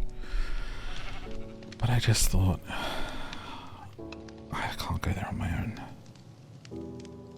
Like a K-pop girl band concert? Me? 6263 Bearman? On my own?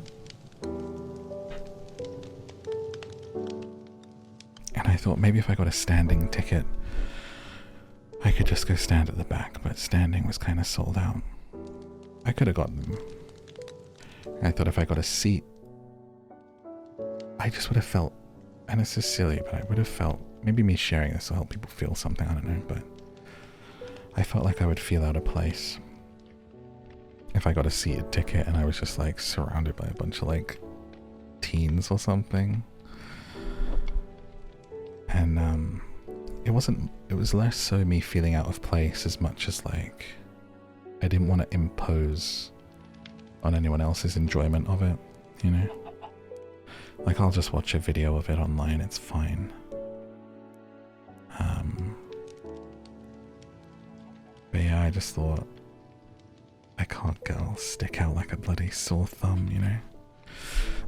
Which is the wrong way to think about it. You should just do stuff, but I guess I just share that story to show that even thoughts and thinkings get to me sometimes, and I let that kind of put me off going.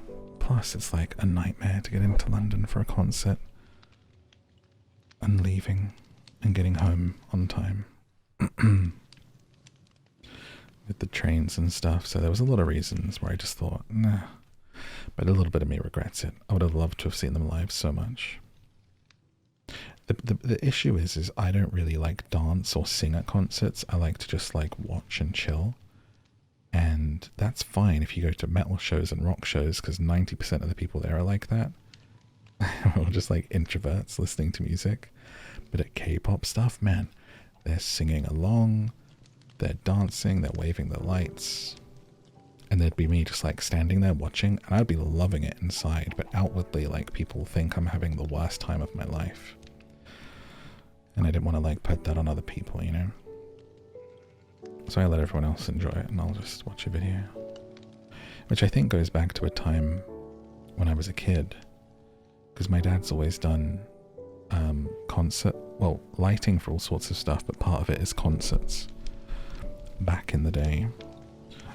So I was at the Brighton Festival and the Prodigy were playing, and I was on the area with like the mixing desk and the sound console for like the lights and everything, like at the back. So like the stage is way that way, and then like in the sound and mix area is like halfway up the sort of crowd and like raised and like watching. And I'm a kid. I'm like maybe 8 or 9 thinking about it. 10 at the oldest.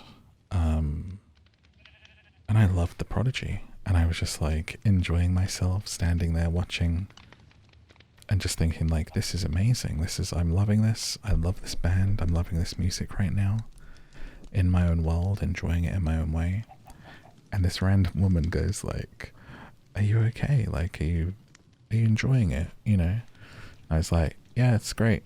Yeah, it's great. It's really good. She's like, oh, you're just like not, you know, you're not moving or anything. You're not like, and it stuck with me. Like I felt like a freak, you know, I felt like weird. I felt like I wasn't enjoying things the way they're supposed to be enjoyed by other people. So that has obviously stayed with me. So now I feel like if I'm at a concert, I'm like, everyone thinks I'm sticking out. But it didn't stop. I've been to so many gigs. I've seen so many people live. There's very few people that I would bother to go and see because I've seen like everyone. But I do always feel weird at concerts because I don't get involved like other people do. And that's okay. I enjoy things in my own way, but yeah, for XG it put me off enough that I just thought it's a bit weird for me to go because it's like very girly kind of music, you know. I didn't want to like invade that space. But maybe I'll go next time. Find someone to drag along with me. To be incognito with, you know. That's what I need really. But I'm going to Oasis next year, so that'll be fun. I wanted those tickets so bad. They've been on my list for my whole life, where I said if they ever got back together, like, I have to get those tickets. That was a dream reunion, and I don't care that they're old. I don't care if it's just for the money. I don't care if they're past it and don't sound that good. I'll have seen Oasis this time next year, so I'm so happy with that. Can't wait. And that's going to be filled with people who are just standing still and watching, so I'll fit right in. But who's your dream person you want to see? Let me know in a comment who you'd like to see.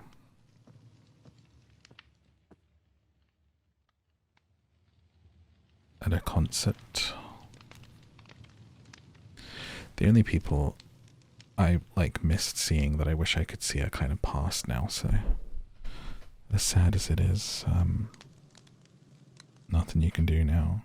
I did see Audio Slave in a really small venue with Chris Cornell years and years and years ago, obviously, before he passed, and I'm so glad I got to see them.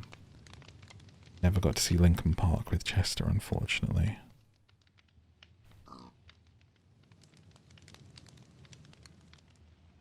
My favourite comedian of all time is Bill Hicks, who I would have loved to have seen live, but I got into him after he'd already passed. To the point where I actually went and saw a tribute act of Bill Hicks that was like someone doing Bill Hicks and what he would think of the world, like, oh my god, a pig just came in the kitchen and it's walking all over my kitchen top, you naughty little pig. Of what he would make of the world today up at some London theatre in like Soho or something. It was great. Oh, and if Jimi Hendrix was about, one of my favourite artists, musicians, guitarists of all time, Jimi Hendrix I would have loved to have seen, but obviously that's way before my time. But both of them are people who were like kind of rejected by America And at the time, the UK and London appreciated what they were doing, so they were over here and like doing all shows and stuff. So if only I'd been born earlier. Not too early though, I'd have been even bloody older than I am now. Nightmare.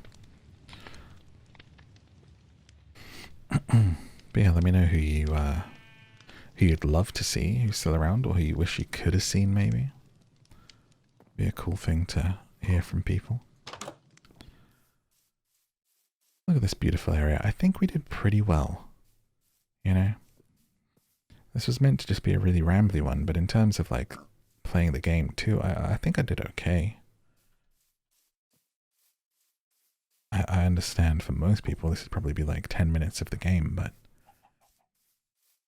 I really just wanted to hang out with you today and to chat to you whilst you relaxed and keep you company with whatever you're doing right now.